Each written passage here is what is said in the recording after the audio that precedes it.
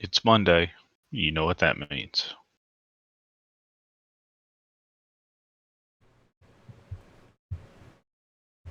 Welcome back to another fantastic episode of Sap Wrestling Review Podcast.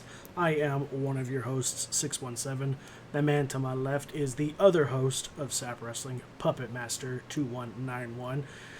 Together, we are Six and Puppet Sap. That's how we came up with the name for anybody that questions why we came up with Sap Wrestling. It's easy, it's simple.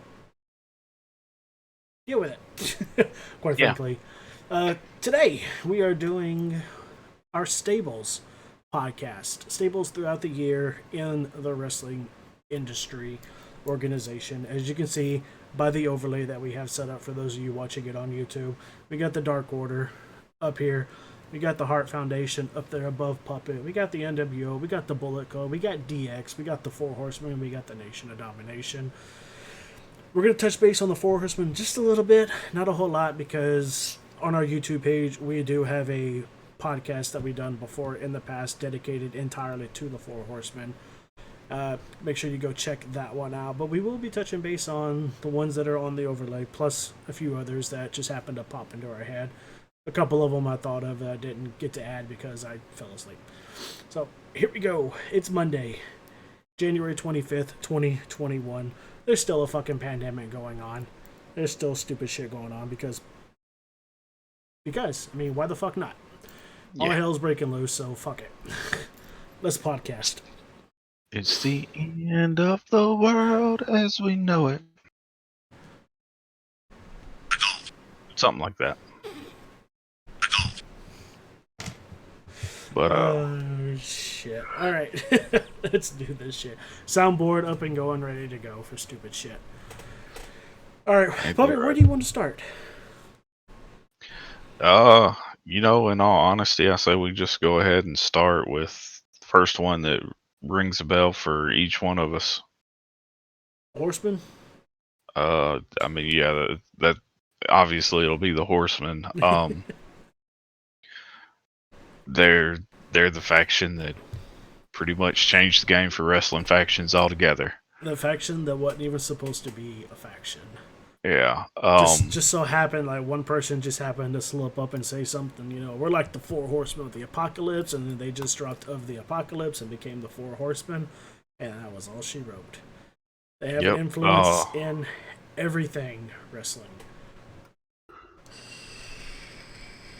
And especially in the time period that they were in, it was, still running territory days. Right. The NWA was probably the biggest name in town.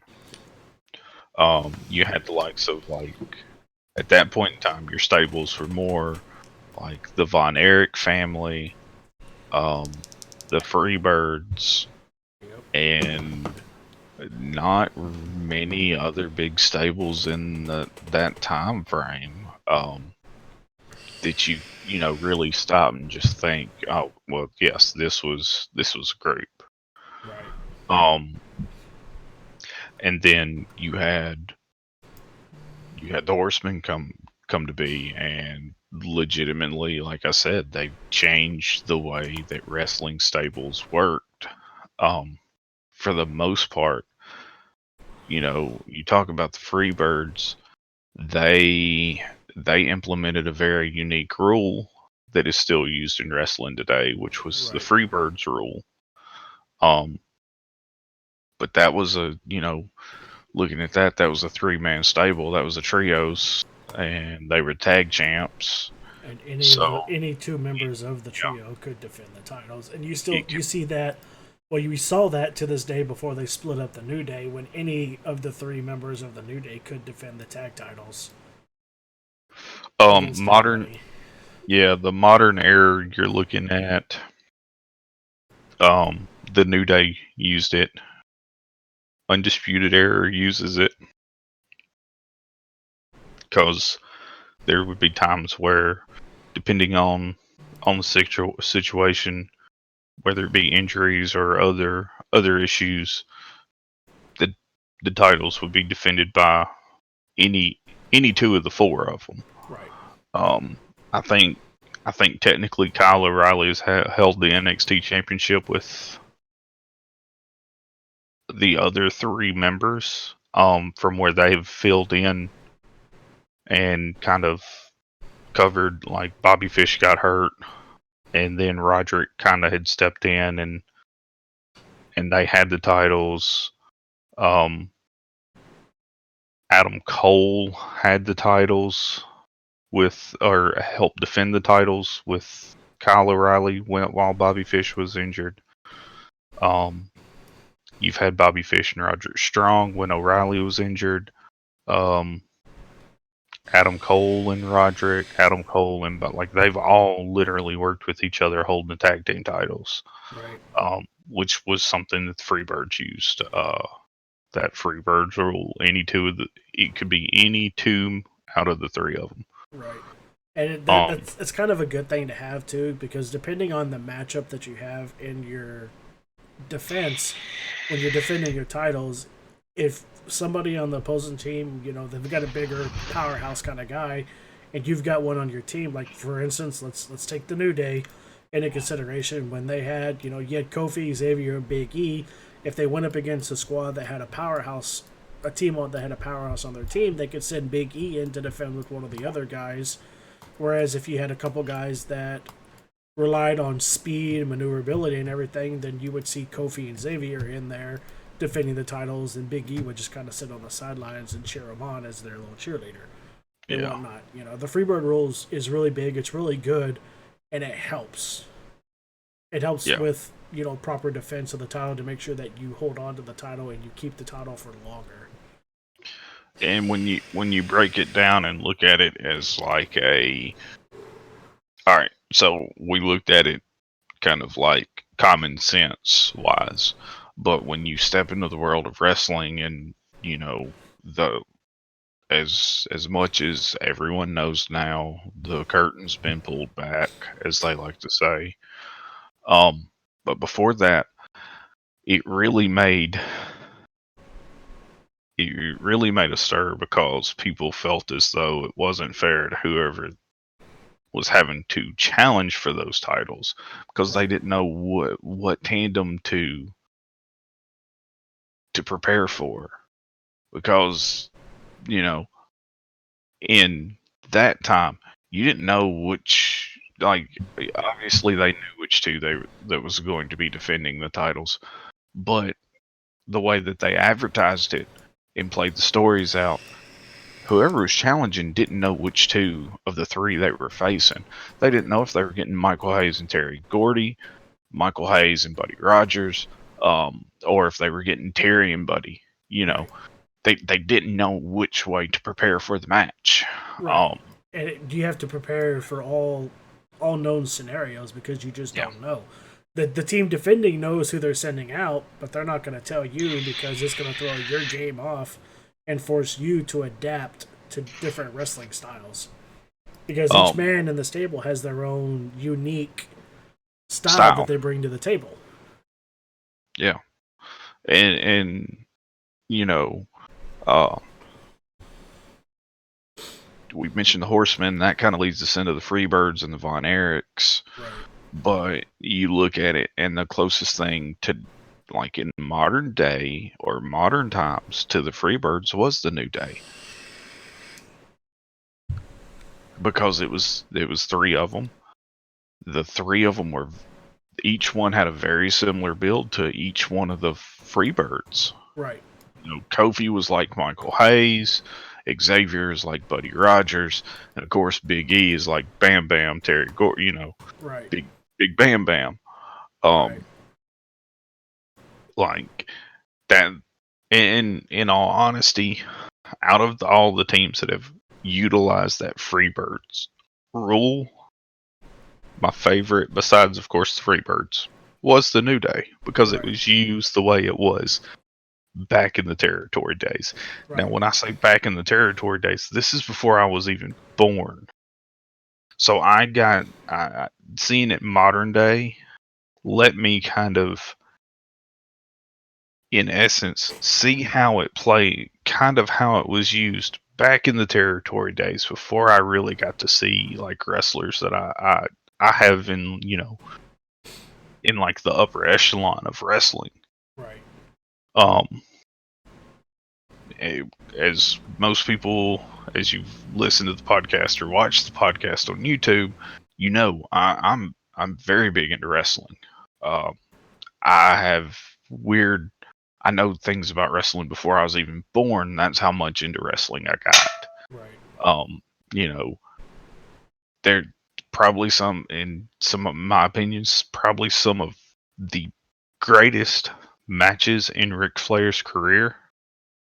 Most people nowadays will never see because they happened with Ricky Steamboat when they were running the territories before everything was always televised. Right. And these are matches that went hour, you know, hour and a half, as they call them, hour and a half Broadways, hour Broadways, 45 minutes Yeah, not to, these you 15, know, 20-minute fights that you see nowadays and everything. It's yeah. And it's one of those, like, those were the greatest matches. And this was when Ric Flair was in, and I say in his prime, but to be honest, Ric Flair stayed in his prime much longer than most people. right. But this was when Flair and Steamboat both were in their tip top peak physique. Yeah. They could go for hour and a half, hour and 45 minutes and make it look like it was a cakewalk. Because to them Then it you, was. yeah, and exact for them it was. And you look at it, Four Horsemen. It was called the Four Horsemen, but it was a 5-man group. Right. I mean, your original your original horsemen of Ole, Arn, Tully, and Rick, and then they had the manager J.J. Dillon. That was a 5-man group. Right. And that essentially broke into what we know as stables nowadays. If the Horsemen had not been a thing, had not happened, you wouldn't have had the NWO, you wouldn't have had D-Generation X, you wouldn't have had the Bullet Club, you wouldn't have had, you know, the Hart Foundation. Right. And I kind of say that one questioning because I still think the Hart Foundation would have happened regardless of the Horsemen or not. And I'll even, you know, kind of explain my thoughts on that when we get to that one. Right. But even going now into nowadays, you wouldn't have groups like New Day, Undisputed Era, Pat McAfee's stable, the Brand, or whatever they call themselves. Right. You wouldn't have the Dark Order. You wouldn't have the Elite. You wouldn't have these groups. You wouldn't have had the Of Ministry of you, Darkness, the corporate yeah, ministry, the corporation. like you wouldn't have had all of that if it hadn't been for the Horsemen. So yes, we did an entire episode on the Horsemen, but when you talk about stables, you can't talk about stables and not say, look, none of these stables would have existed if it hadn't have been for the groundwork that the Horsemen did. Right. I mean, back in the day, the Horsemen had their own vitamins. Right. There was 4 Horsemen vitamins you could go to the general store and buy. Now, granted, they were mostly in the southern region where NWA and Turner and Jim Crockett Promotions mainly ran, but still, this wrestling group had their own vitamins that was right there next to the Flintstone vitamins. Right. So it's one of those things where, you know, you wouldn't have modern day stables if it wasn't for those 5. Exactly. Those 5 guys in one group. Exactly. Oh, It's all in the gimmick and everything like that and whatnot. You know, when you have something like that, you gotta have merch. You gotta branch out and have different kind of merch. And I mean, they did. They paved the way for it. Now as the times progressed, you started seeing more and more stables kind of pop up in the WWE. you had like some of the earlier stables for like the Heenan family, Right. Bobby Heenan's group. In WCW, you had groups like the Dangerous Alliance, Right. the Dungeon of Doom. You know, you had these groups, these factions. Where were the Now, natural disasters? Were they WWF? natural disasters were WWE. Yeah, WWE, WWF. That was Earthquake and Typhoon, Earthquake and Typhoon, yeah. which I think they fell under. I think at one point they technically fell under the Heenan family. I think so too. I think that's where they got their start from. Well, I know Earthquake did. Earthquake was an original Heenan family member. Yeah.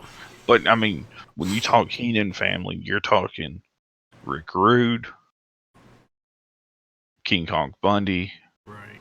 Andre the Giant, Prince Haku, or King Haku. Can't remember. I think it was King Haku. I think it was King.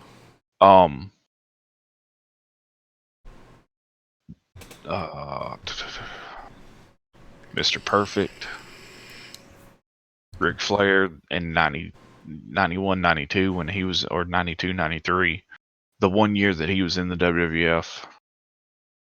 But like the Heenan family that was always the main stable that you saw Right. in WWF in like the mid 80s to mid 90s. Right. Before they went into the new generation phase of the WWF. Right. But that was always because it was someone from the Heenan family that was feuding with Hogan. Big Boss Man was Heenan family. I can't believe I forgot that one. Right. But like if you was a member of the Heenan family, you had a feud with the WWF championship and the Intercontinental Championship, guaranteed. Right. Because Perfect was the rival for the Intercontinental Championship for I don't know how many different Intercontinental Champions. Like, I literally could lose count on that one. And then you had Andre, you had King Kong Bundy, you had Big Boss Man. These were the rivals for Hogan. Rick Rude was the rival for Warrior. Right. And that was mainly Rude was mainly the rival for Warrior with Warrior's Intercontinental runs and his WWF run, Right. his championship run. Gotta love Rick Rude.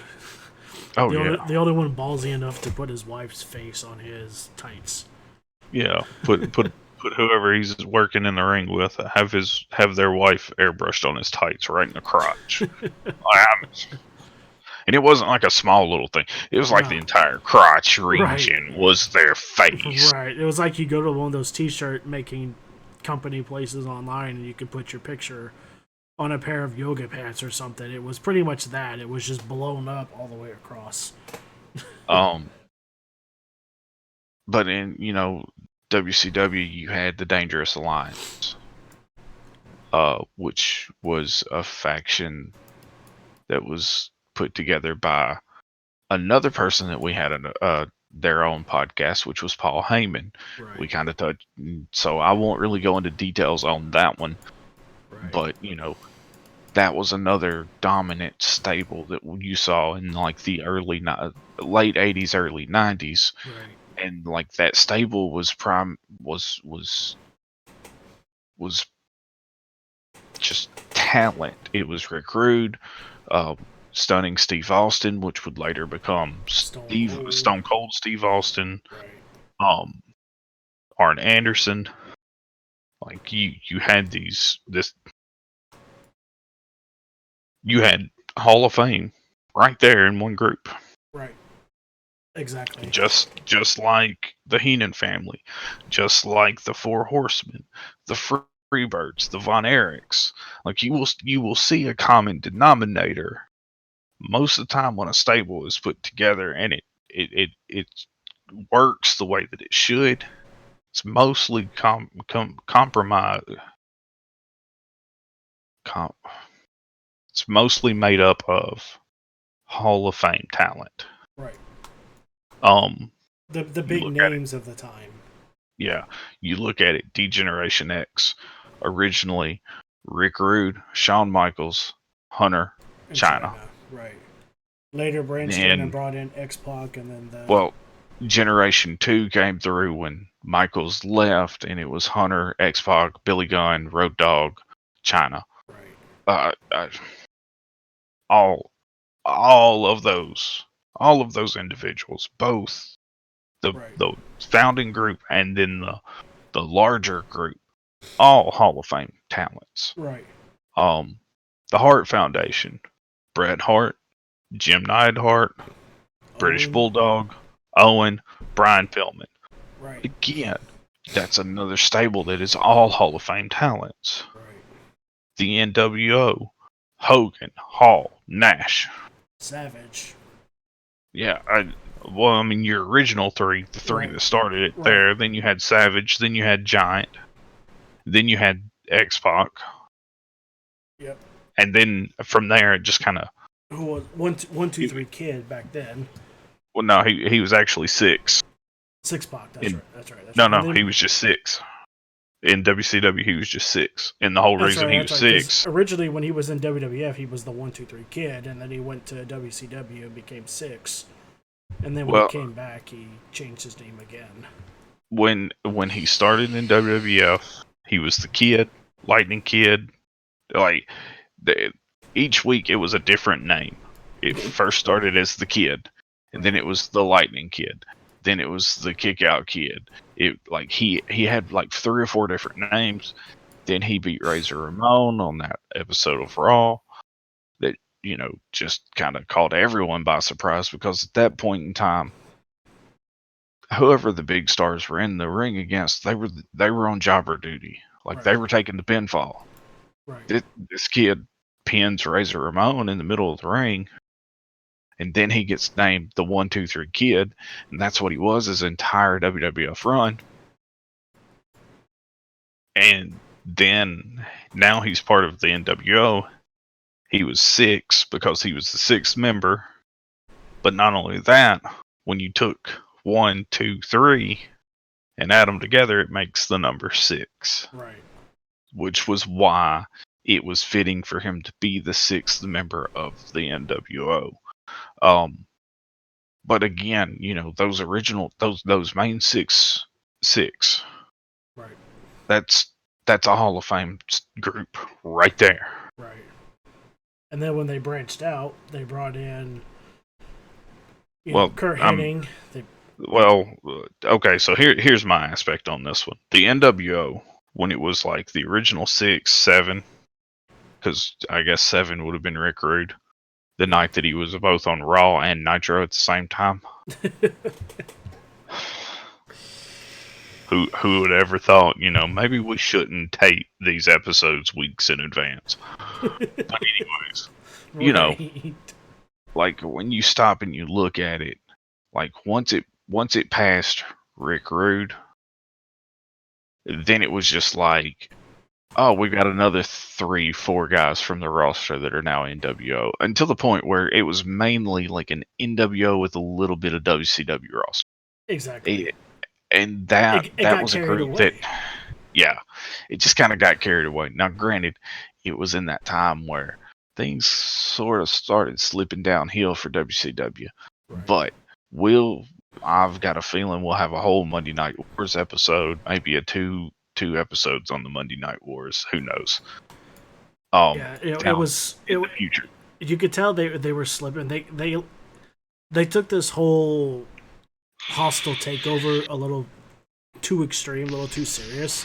When they did it, when you look at it, and it's like you go from 3 original members in the NWO, and then next thing you know, they've got like 15, and then you could tell that shit's getting carried away when Eddie Guerrero comes out with the LWO, and then when ECW starts making fun of WCW with the BWO. not and here's the other thing that kind of got carried away with the NWO. So at the time, WCW had these partners in New Japan Pro Wrestling because they had a working relationship with New Japan, and they had a working relationship with, I think it was CMLL, because I don't think it was AAA that they had the working relationship with, but they had one of the two major companies in Mexico. Right. Well, now you had NWO here. You had an NWO faction in New Japan, which was Masahiro Chono, Great Muta, and some other. I think Tenzan was part of that. Like there was 5 or 6 guys there. You had an NWO group in Mexico and that promotion. It was everywhere. Right. Now, is that a bad idea? No. Look, I mean, you kind of take that and see how it works then, compare it to how this whole AEW Impact Wrestling relationship is working.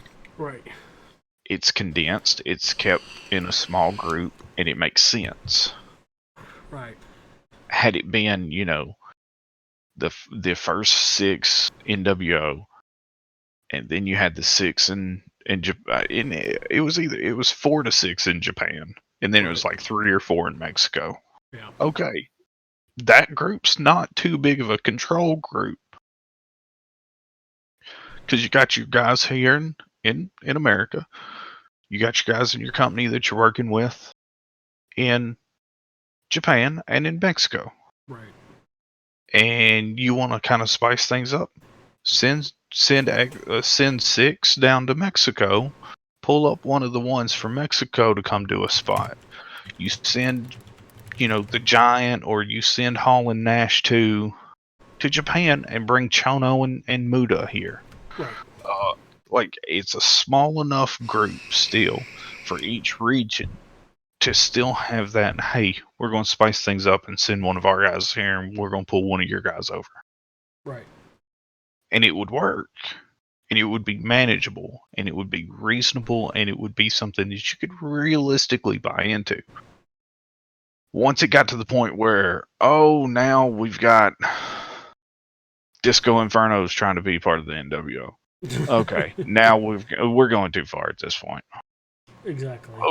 Over half your roster is NWO, and then you split the group into 2, and you've got the Wolfpack and Black and White, and now they're trying to take ground control over who's the better group. Then you have Eddie Guerrero, you know what? I'm gonna make a Latino World Order. Now all of your cruiserweights are in that group. So you had Scott Hall, you had Kevin Nash, Hogan, Ted DiBiase, the Giant, and you had and then 6. You also had the NWO Sting that was in there, and then Vincent joined, and then Miss Elizabeth joined, Nick Patrick, Bischoff. Elizabeth joined with Elizabeth. That one was given because you had Hogan and you had Savage, and I think Liz was a turn on Flair. Nick Patrick, Bischoff, yeah. Buff Bagwell, Mike Wall Street, Bubba Rogers. Wait. Stop. The second you get into Buff Bagwell, at that point, it's like, okay, now you're going a little too far. And then you get Mike Wall Street in. Listen, I will slide Vincent. I will slide DiBiase. I will slide last one you just named. Wall Street. I'll slide him. That was our IRS. So right. DiBiase, Vincent, and IRS. Okay, that's New York guys. Right. Hogan, then you get into Nash, Hall, 6, Savage. Okay, New York guys. That makes sense. Right. You know what? Bubba Rogers. That makes sense. That was Boss Man. Right. And then Scott Norton. Why? And then you kind of just like dropped the ball when you brought Dennis Rodman in. Okay, that made sense. That was for the whole Rodman Malone. Right. But then celebrity. Ooh. Conan, I can agree with. Conan was really good. Kurt Hennig, I kind of expected that. Okay, Henning's New York guy makes sense. Rude was in there as well. Okay, New York guy makes sense. Louis Spicoli. Why? Right. Dusty Rhodes, understandable. A Uh, living legend. He brought a lot of. okay, so He brought a lot here's to the the. one. Okay, so here's my only thing with Dusty. I don't think Dusty should have been NWO because Dusty was NWA guy. When he Right. went to Vince and was the American Dream, they put him in polka dots as a rib, as a Right. humiliation to him. Why? Leave him out of the New York group because he was Crockett. But you know what? When he came out with them polka dots, he fucking rocked the shit out of them polka dots. No, what I'm saying, Right. logically, you should have left him in the WCW with WCW. Right. I mean, it makes sense. He did go to WWF. He Right. was in New York. That one, Dusty that one works either way. So yeah, okay. Right. Now move in Brian Adams, Why? Oh wait, never mind. Scott Was Steiner. it Adams? Hold on. Brian Adams was Crush. Makes sense. And then you got Scott Steiner, who turned on Rick during that tag team match that they had after they won the titles or something. Wait. You ready? Why? Right. You just made the Steiner brothers your tag team champions. Now you're going to split them and keep them as tag team champions. Right. Oh, and then get this one. Get this one. Okay, you ready? You ready for this one? Hogan's lookalike, the Disciple. No, that wasn't Hogan's lookalike. Oh wait, yes it was. Disciple The was Disciple. Hogan's lookalike. No, you know who the Disciple was. Yes, you do. Refresh my memory, because Brutus. That was Beefcake. Yeah. That makes perfect sense. And then now we're getting into Lex Luger and Sting, but they were NWO Red and Black. Now, when you split the NWO, now okay, we've already been questioning why on over half of your members you added to the NWO. Now we're going to split it. And I got another one, Stevie Ray. Why? Horace Hogan. That man didn't even look remotely like Hogan. The biggest Y of them all, Disco Inferno. I already said that. Another Y, David Flair. That boy, listen. that boy was a struggle. Second generation wrestler. Torrie Wilson. Oh, you know what? I'm not going to knock that. Bret Hart.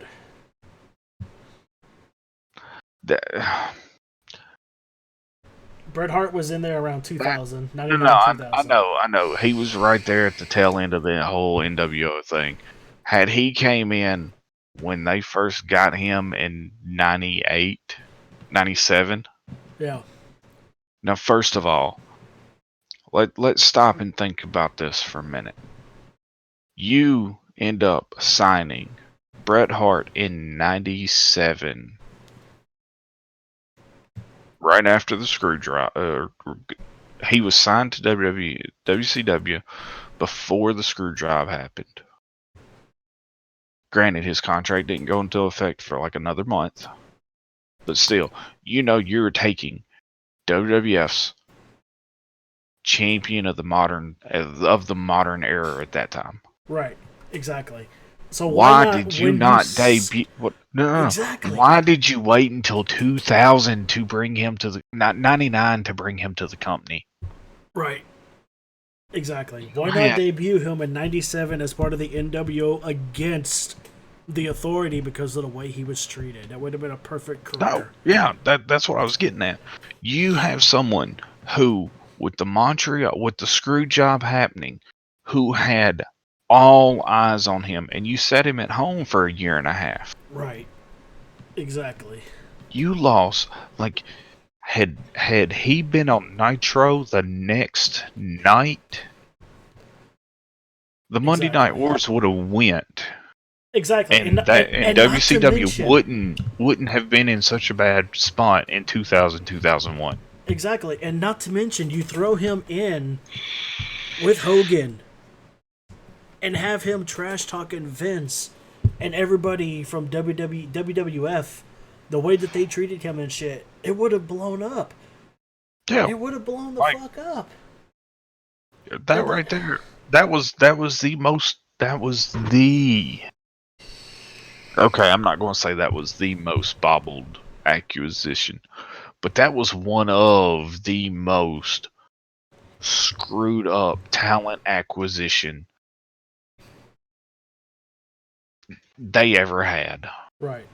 You signed him when he was white hot off of this screw job from the WWF. On their pay per view, he wrote WCW backwards. Right. Why do you not have this man standing in the middle of the ring when your show opens the very next night? Because it is live. Right, and exactly. And the next night after they did the screw job, there was somebody in the stands that had a damn sign that said "fuck WWF." Yes. Why not have him come out there and grab that fucking sign and flip the finger at WWF? Capitalize on that shit, man. The craziest part about it is when they dropped the ball there. That is, they would have continued to hold the ratings had they had. And you know what? Have him in his ring gear he wore at Survivor Series. Right. Have him standing there. Right.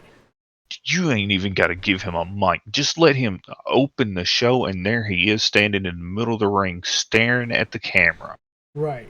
You could have not had him say a word for a solid 2 to 5 minutes, and no one would have said a word. The crowd would have done all of the talking, and then he get a mic and start and just let loose. Right. Let's see, who else was in here? Oh, Jeff Jarrett. Why? Well, apparently this was No. I NWO know. 2000. It was. He was the leader. Bret Hart was the leader of NWO 2000, and then Yeah. Jeff Jarrett took over when Hart got injured. But I'm saying is, now at this point, why are you even running the NWO? Right. Like, and then you bring in Ron and Don Harris.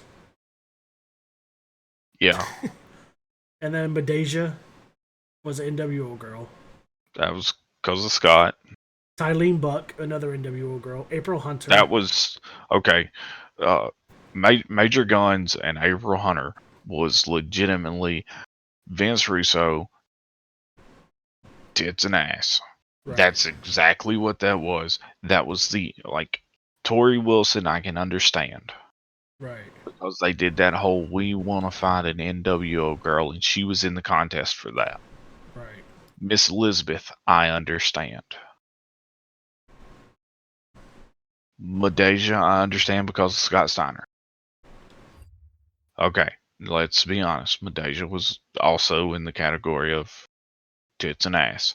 Right. But the matches that she did have on Nitro were amazing. Like, they were up there with stuff Chyna was doing in the WWF at the time. But Deja was WCW's answer to Chyna.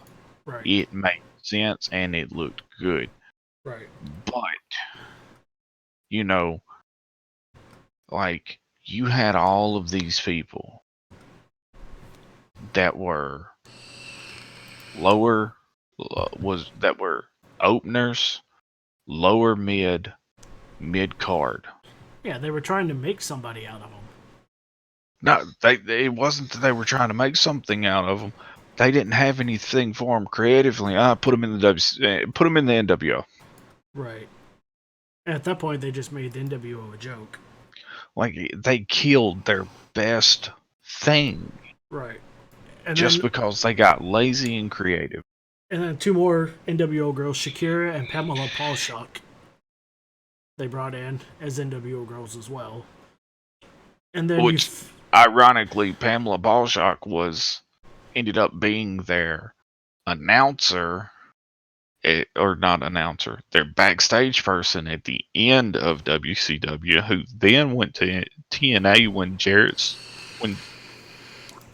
Jerry and Jeff started TNA. Right.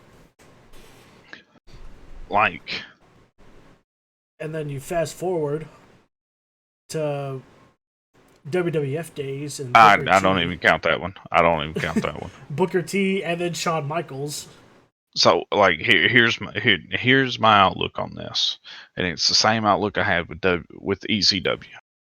Once the original was done and the original promotion was over with, that was it. Right. After that, it was just WWE's. This is what we're going to do with it to make you all feel nostalgic, but we really don't give two shits about it. Right. Like once WCW closed the doors and it was bought by McMahon's, NWO was done. It was dead. It was done. There was no more NWO. But there were 6 reincarnations Yeah, no, from 2002 on. no. The original was when McMahon brought him in. It was Yeah, Hollywood no. Hogan, Nash, and Hall I- trying to I reform the know, group I know. against The Rock.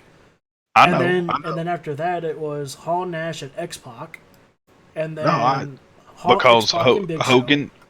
So it was Hall, Nash, and X Pac, and X Pac because the Manias where Hogan turned, and then Hogan had the feud with the group, Right. and then after that you had Vince McMahon bringing the poison back again, and it was Hall, Nash, And X Pac.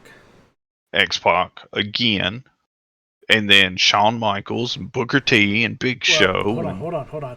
And then after Hall, Nash, and X Pac, it was Hall, X Pac, and Big Show. And then Hall got kicked. That's what I'm saying. And then Hall was left, and it was X Pac and Big Show. And then they brought Booker T in the 5th reincarnation. And then the 6th one, Shawn Michaels super kicked Booker T, kicking him out of the group, and it became Shawn Michaels, Nash, X Pac, and Big Show. No, that's what I'm saying. Like, it was all just, let's try to see if this works again now. No. Like, Right. at that point, it's not even NWO. It was just WWF being lazy. Right. And then your trying to do we're going to print this NWO merch. It's going to sell out, and we're going to get the money from it, and then it's going to disappear. Right. And then your celebrity members, you had Kyle Petty, who was a NASCAR driver, who ran the NWO race car. That made sense. Right. You had Because Dennis Rodman. The whole Turner, right, and then the NASCAR connection to there, and for the longest, Petty was the WCW car, and then when the NWO came, they changed the livery to the NWO. That one I can slide. Right, and then of course we went over Dennis Rodman with the whole Karl Malone feud, and then he had the Paul Gilmartin, who was a dinner and movie host, and Claude Mann in '97. Yeah, neither one of those made like. They were one night only members for the Clash of Champions in '97. That's what I'm saying. Like, I don't even remember them, so I don't even say that they weren't even important. One night only, yeah. But yeah, you can look at the long list of people that have been that have the NWO. Now, my question is, the NWO was okay. I take that back. The NWO was inducted in the Hall of Fame, but it was the original 3 members. It was Hall, Nash, and Hogan that were inducted. They didn't induct everybody. They just inducted the original. My issue with that induction is there's one member in that should have been in there that wasn't. Who? Bischoff. Yeah. Yeah, because Bischoff was running that thing from the back. Like, Bischoff should have been inducted with the NWO. Much like J.J. Dillon was inducted with the Horsemen. Right. Like, that's my only issue with the NWO induction is Bischoff should have been included in that one. Right. Now. But that, and oddly enough, there's been 2 other times where factions were created in wrestling where it got out of hand and made no sense like that. Okay. And that would be in TNA or Impact or whatever you want to call it. They're Impact Wrestling now. But they had a faction that was called Immortal, which was fronted by which was created by Hogan and Bischoff, and the face of that group was a heel turn by Jeff Hardy. And then, like, members just started popping out of the woodworks that were immortal. And then the next incarnation of it was Aces and Eights, which could have been in all honesty, that could have been a really good stable for Impact. Because the way that they played it was, there was turmoil going on in Impact. Hogan was the front man, was part owner. Dixie Carter was the other part owner. And then there was a title match, or there was some sort of match that was going on. And 3 guys came out and they had biker cuts and their faces were covered, and they just laid waste to everyone in the ring. Right. And then, like, no one could figure out who they were.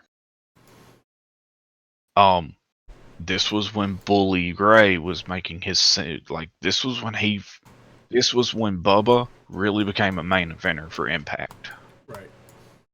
But there was a fight that breaks out.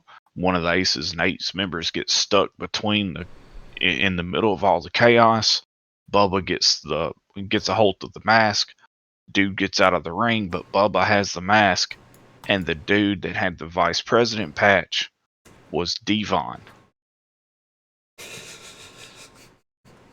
No, like, at this point in time, it was only like a 5-6 man group. Right.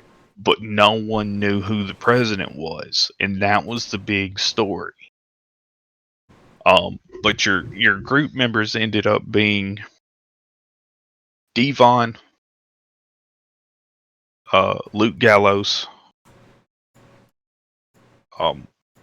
Eric Bischoff's son, Wes Briscoe, which was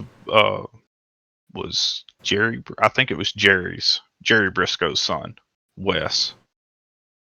Ken Anderson, and D'Lo Brown, and you didn't know who the president was. And then they had Taz, their Aces and Eights color commentary. Right. But no one knew who the president was, and the president was revealed at Impact's big event of the year, which is Bound for Glory. There was a cage match between Hardy and Bully Ray to determine who was going to be the TNA heavyweight champion. And that's where the big turn happened, because along the way there was a story that played out. Bubba Ray and Hogan's daughter Brooke ended up falling in love. They had the wrestling wedding. And then it was, when the reveal happened of who the president was, it was Bully Ray. And it was a big, I used you, and I used your daughter too. It was a really good story. And then it just kind of started getting out of hand. Members were like, they were cutting members out. Then another member would pop in, and then that member would be cut out 2 weeks later, until the whole, like, it was, once they did the reveal of who the president was, there was a good little bit of time where, for a good 3 months afterwards, the stories with Aces and Eights and that group was still good, and then it just went to shit. And it shouldn't have, because it was a really good stable. Right.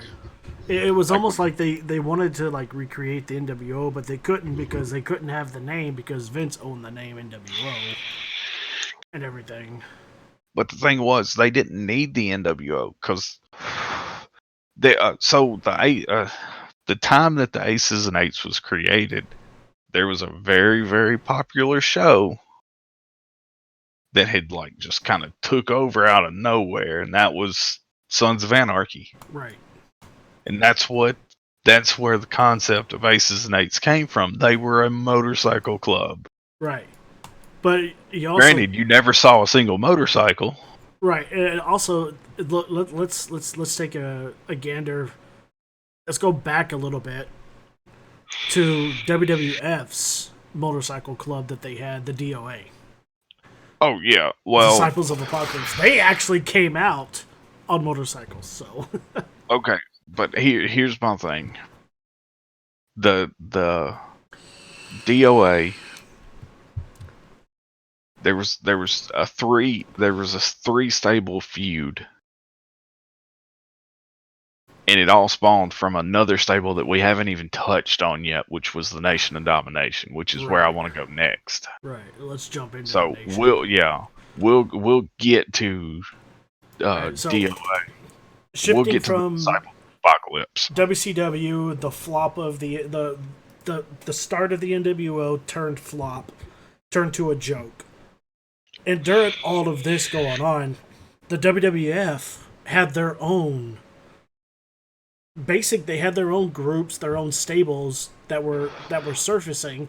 One of them being DX. We touched on them. Another one that would popped up besides was the Hart Foundation. We touched on them. And then the other big one that had a really big feud with DX was the Nation of Domination, led by Ron Simmons, aka Farouk. Now, before that, so you're jumping that gap. So there was the Nation, but the original Nation did not feud with DX. It was It the was new the nation. second, yeah, Right. it was the It was second the Rock's incarnation Nation. that did. It was the Rock's But Nation. the Nation of Domination originated of Farouk. Farouk, Crush, Savio Vega, and later I think it was Ahmed Johnson Ahmed Johnson, yeah. Because I remember Ahmed in there. and PG-13, which PG-13 didn't really wrestle a whole lot, but they were the two white boys that rapped them out to the ring.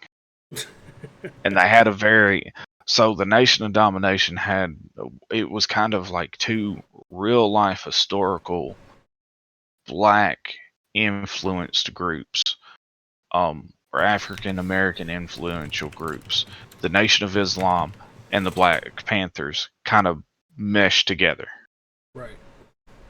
Because I think if I remember correctly, their manager was Perry Mason. I'm looking right now. Pretty sure it was Clarence Mason. Clarence Mason. It was Clarence Mason. That was his name. Clarence, yeah. Farouk, joined by Clarence Mason. Clarence Mason. Look, for me to remember the small details like that, because that's actually where D-Lo was actually brought into the group, because D-Lo ended up being part of the Nation, but the whole reason D-Lo was even used is they needed a bump guy amongst the group that looked like the Nation of Islam guys. Right. And D-Lo was the bump guy. And literally, he was getting paid to wear a suit and take bumps. That was it. Like he didn't have a name. He was just getting his ass whooped. Right. Like but JC Ice, Wolfie D, yeah, which was PG-13. D'Lo Brown,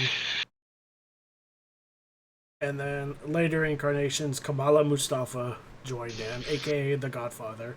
Yeah, Kamala came in before The Rock. I know that one. Right. Yeah, because when Rock joined, it was Farouk. It was Kama, D-Lo, Mark Henry, or Kama, D-Lo. Mark Henry wasn't in there yet. No, because The Rock brought in Mark Henry. It was Farouk. It was Kama, D-Lo, and Farouk. Yeah. No, and Farouk. Ahmed had just got kicked out of the group. Yeah. At that point. Yeah. And then Rock joined. And then Rock, as a present to Farouk, brought in Mark Henry. Right. And then they kind of pushed Farouk out. And then Owen Hart came in. Oh, Lord. Yeah, Owen Hart came in after his brother left and went to WCW. Yeah. Everybody left and went to WCW, and Owen was the last one left. Listen, all I'm going to say is there's two memorable things from Owen Hart being in the Nation. Three memorable things. One, his fucking caution jumper Yeah, that he wore. his caution, his police tape Right. singlet. That is iconic. I don't give a damn who you are. And iconic for me was the music was The- I am not a nugget. no, number 2 was the catchphrase, "I'm not a nugget, damn it." And 3 was "enough is enough and it's time for a change." Like, Right. Owen Hart was comedy gold in that group. Right. Point blank, plain and simple. I loved it. It made no sense why you had the white boy in the group. The white boy with blonde hair in the group. The best But you know what? The best It was great. feud, best food was the New Nation and DX. When they were just taking shots at each other left or right, and then But- DX decided to come out. Now It's hold on. something that Wait. would Before we get to there, we got to go back Okay. because we haven't quite. We're talking about the New Nation, but we're skipping the whole DOA situation, which is what I wanted to get to. Okay. So your original members of Nation was Crush, Farouk,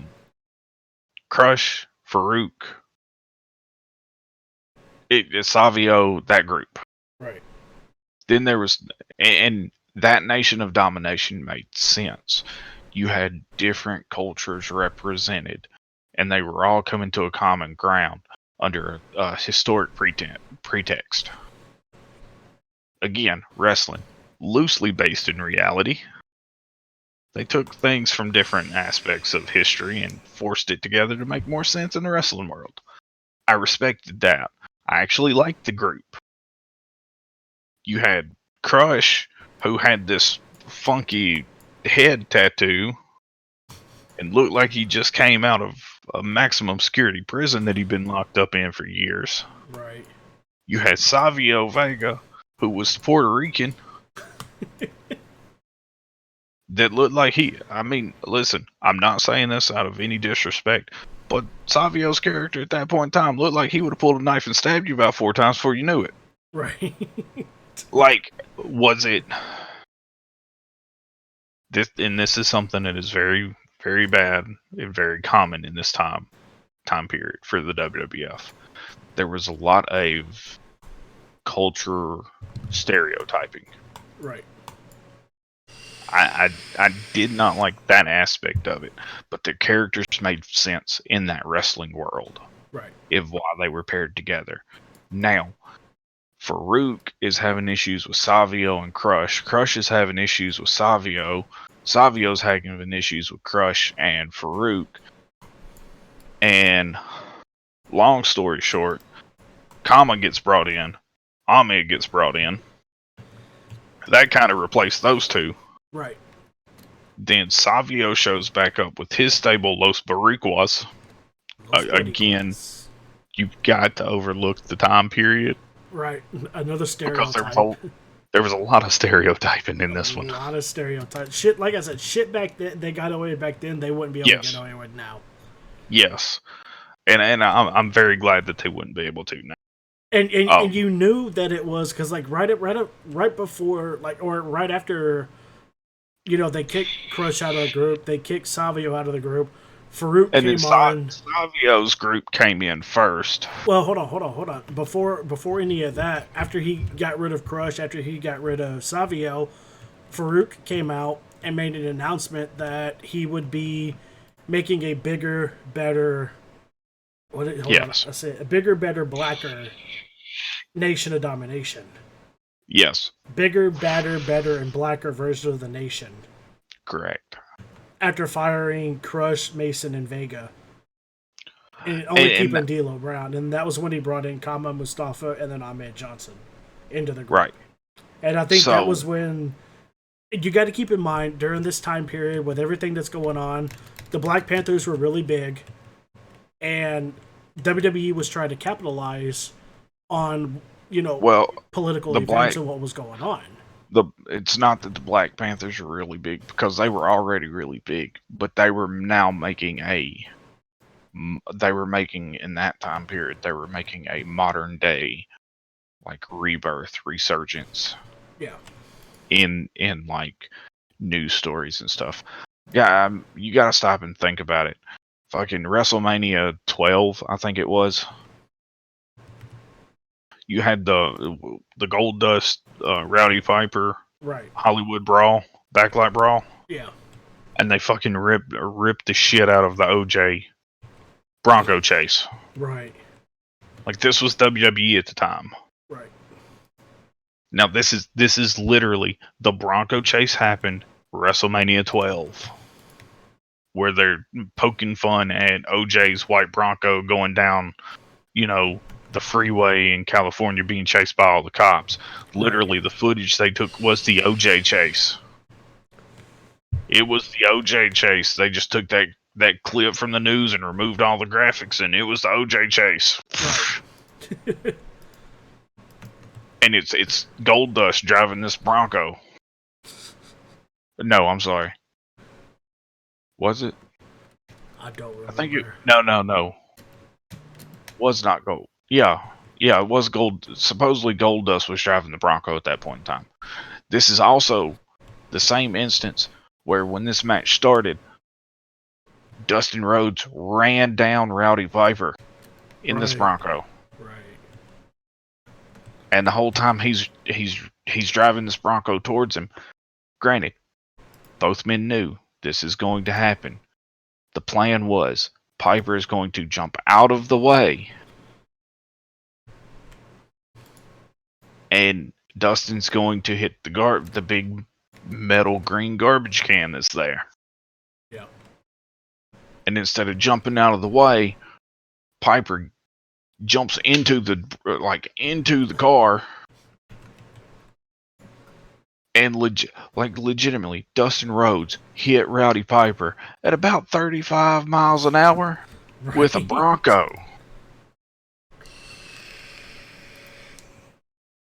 Whoa. First off, only thing Dustin could think of is, oh my God, please don't tell me I just killed Rowdy Piper. So, that's a whole story that you can actually look up on YouTube, and he tells the story. It's on Inside the Ropes YouTube channel. Very good channel to check out if you want to see some behind the stage stories told by actual superstars that were in them. Edge tells the story of Vince McMahon blowing out both quads entering the ring at the Rumble. Anyways. Yeah, back when he got pissed off because it didn't end the way that it was supposed to end. So he ran out, jumped it, slid it, tried to slide into the ring, tore both quads, and hit the ground. That was the year that Cena and Batista toppled over the rope on accident and hit the ground at the exact same time. By some miraculous happenstance, boom, both feet hit the ground at the same time. Exactly. So now we move in. So Savio comes in with his group, Los Boricuas. Obviously, you can kind of tell what this group is. And then Crush shows up with his group of Disciples of Apocalypse. They're a motorcycle gang. Essentially, they're like a loosely not as aggressive Aryan Nation ripoff. That's what they were. Let's just call it what it was. You had Crush, 8-Ball, Chains, and I don't remember the other one. But it was the Harris brothers, Ron and Don. I don't remember, and Crush. Right. But you had the four of them, you had Savio's four, and then you had the Nation. You had the Nation, which their fourth ended up being D-Lo. Right. So now you have your black group, your Mexican Puerto Rican group, and your biker gang Aryan Nation group. Right. This goes from WrestleMania 12. This match happens at WrestleMania 13, 14, somewhere in there. So you're looking at 1 to 2 years. Right. The evolution. Then The Rock comes in, and now the new nation is born. Right. Now the greatest feud of the nation. Well, you got The Rock joining. The new nation. and then The Rock brings in Mark Henry, Yeah. and then They cut out and and the then whole reason. it was about this time when The Rock started gaining popularity. He won. Yeah. Was it the European title? No, the Intercontinental. Intercontinental, and then he started becoming a big shot. And Farouk wasn't happy with the way he was doing things, and they kind of started an internal feud between Farouk and The Rock, and they ended with The Rock taking over the nation. Yeah. And basically, that's when you see the people's eyebrow, because The Rock is leaving. Farouk's insulting The Rock as he leaves. The Rock turns to look at Farouk, raises that eyebrow, and at that time, the remaining members of the nation jump Farouk, and that was them kicking him out of the group. So Rock takes over the new nation, and then that's when they start their feud with DX. Well, sorry, not the new DX, with Triple H, X-Pac, and Road Dogg, and Billy Gunn in China. Yeah, this was after the whole Shawn took his ball and went home. Right. And now we're recruiting the new DX members. So, technically, this feud started before Rock had the nation fully and Triple H had the new DX. Right. Because this feud originally started over that Intercontinental Championship that Rock won. And then as the story progressed and Triple H got the second gen of DX and The Rock had the new nation, the feud just kind of evolved from there to where it was DX and nation. Which, back to what you were going to earlier, probably some of the best, funniest stuff from either stable. Right. Was when they impersonated each other. Is that something you'll never see? Something that will never fly ever in today's times or whatnot. Is when DX came out in blackface paint. Oh my god. Not blackface paint. They came out in blackface is what it was. Right. Let's just be honest and call it what it was. It was blackface. It's called you had X-Pac.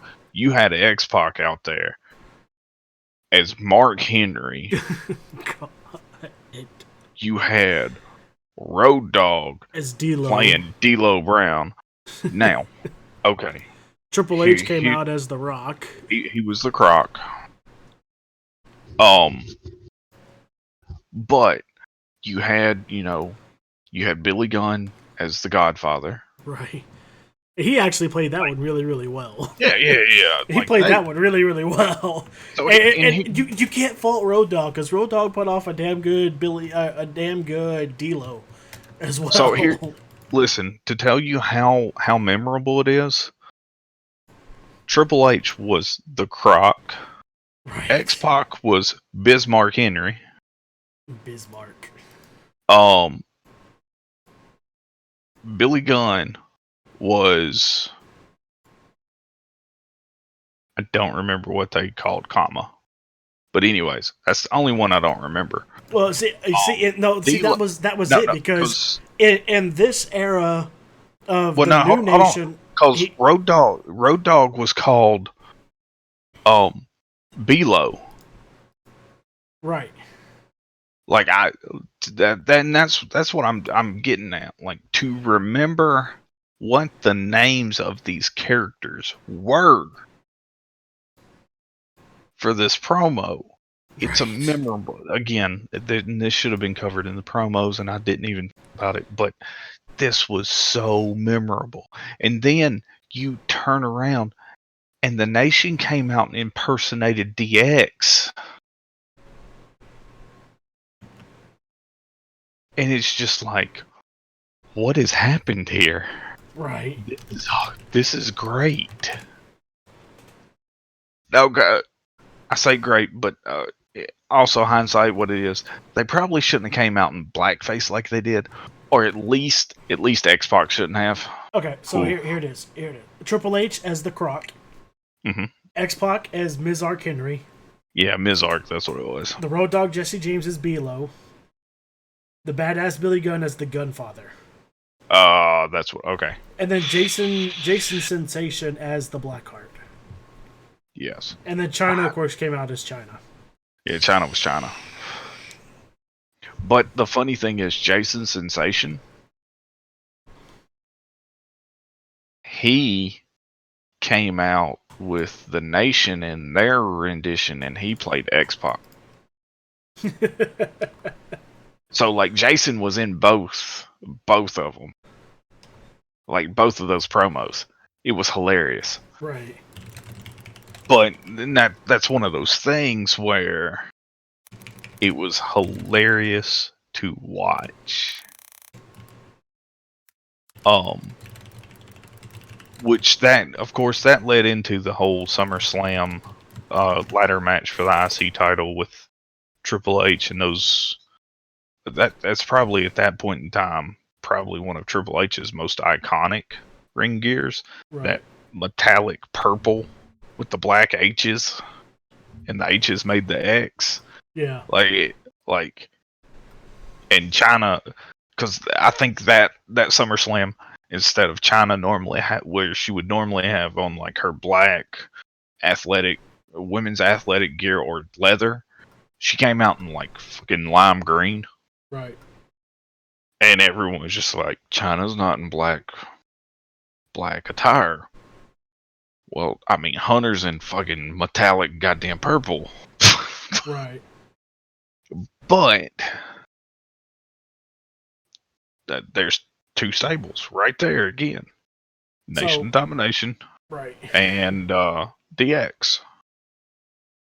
Now, talking about that skit with DX impersonating the Nation, in an interview that Sean Waltman gave, he actually stated that they asked him what's the most embarrassing thing that he ever that he did while in DX that he regrets now.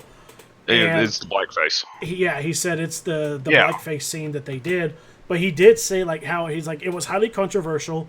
However, when they came up with the idea to do it, they sat down with with pretty much everybody that was African American in the back, and told them, to continue this feud, this is what we want to do. This is how we're going to do it. And every single Mark Henry painted him. Yeah, every single member gave them their blessing to do it and said, go with it. And like many years later, Sean Waltman's like, it's the most embarrassing thing I've ever done. I don't know if I wouldn't do it again. And it's something that you look at nowadays. If they did that, they'd be roasted on every fucking news station. Oh, with cancel culture, what it is today, oh my god, WWE would have survived it. Exactly. Yeah, WWE would have survived it. But I mean, you stop and think.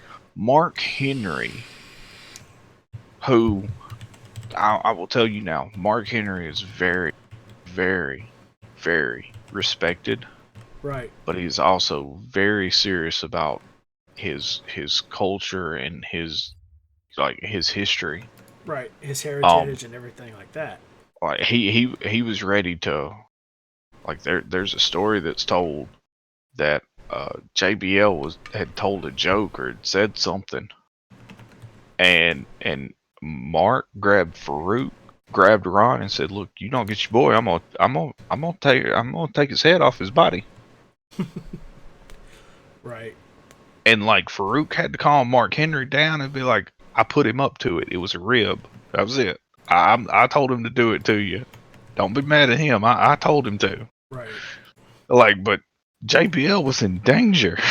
Right. But I mean, that's the difference of then and now. Then they all got together. Both factions, everyone talked about it. They brought in all of their African American superstars. This is what we want to do. This is where we're coming from. And they had everyone explain why and what the reason was. Right.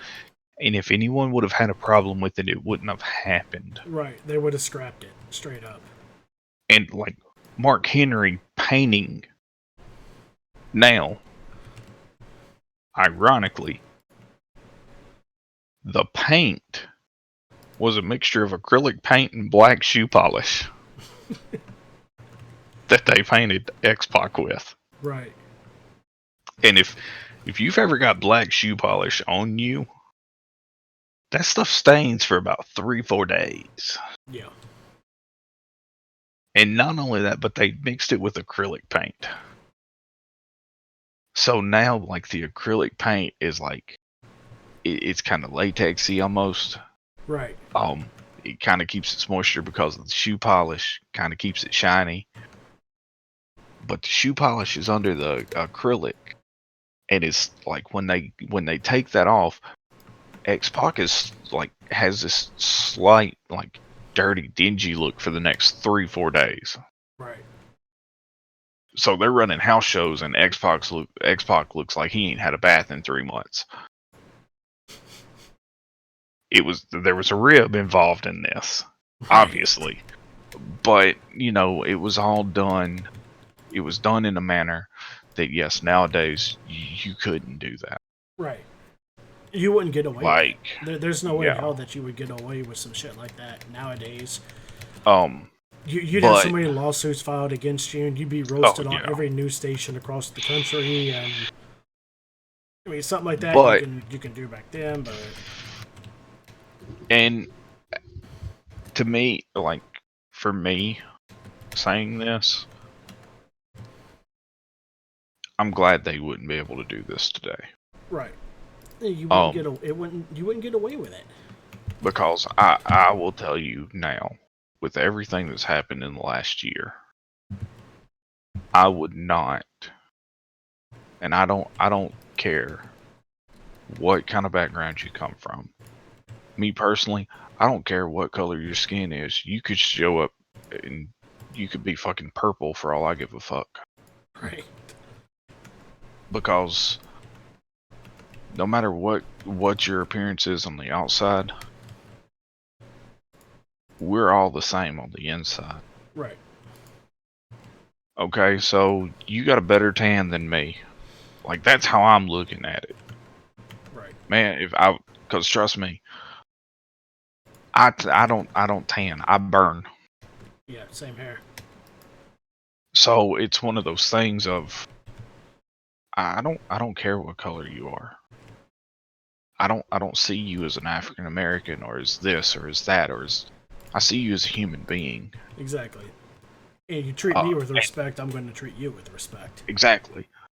You disrespect me, you bet your ass I'm going to disrespect you right back. So, for me saying that, I was born and raised in a town that is in history books as the birthplace of the KKK. And that's the one thing for 34 years. I'm 34 years old. For as long as I can remember, that's the one thing that I always hated. That the place that I was born in and raised in is known for that. Because honestly, I come from this town. I'm a white person. Instantly, the first thought from people outside of the area, their first thought is, well, how were you raised? I was raised humans are humans. It doesn't matter the color. Right. I've been like that for 34 years. I was also raised by my grandparents who were raised and went through the time and saw the whole segregation, desegregation, all of that process. Right. They had a different outlook than me, and there had been many times where me and my grandfather had butted heads over certain words that would be said. Because I didn't like that. Like, I didn't agree with that word. Right. And that's saying something for, like, when I say me and him butted heads, I was 13, 14 years old. And like he would say that, and I would get enraged because that was not a word that should be like. It didn't matter what color someone was. That was a word that should not be said because of the meaning behind that word. Right. And the way that an entire culture was treated and the things that were done to these people, that just was absolutely inhumane. Right. And I don't give a fuck how that's viewed or how people want to take that. Do I understand what I mean? I'm not saying I understand what they went through, but I am saying as a human, that was just inhumane and cruel treatment of another human being. Right. That should have never happened. That's why I'm glad that what happened with that whole DX blackface thing, I'm glad that couldn't happen today, especially when you stop and you look at the incident with George Floyd, with Breonna Taylor. All of that stuff that happened last year and the year before. Like, you know, if you've got someone on the ground strained in handcuffs and they're telling you they can't breathe because your knee is in their throat, Right. intentionally cutting off their air, I don't care who it is. I don't care what color they are. That's murder. Right. Like if you took an oath to serve and protect the people, that also includes the people that you're taking into custody. Exactly. Because they are presumed innocent until proven guilty. Yep. By a trial of their peers. Right. Not you. You're not judge, jury, and executioner. Exactly. You're not Judge Dredd. Like that, you know, when that happened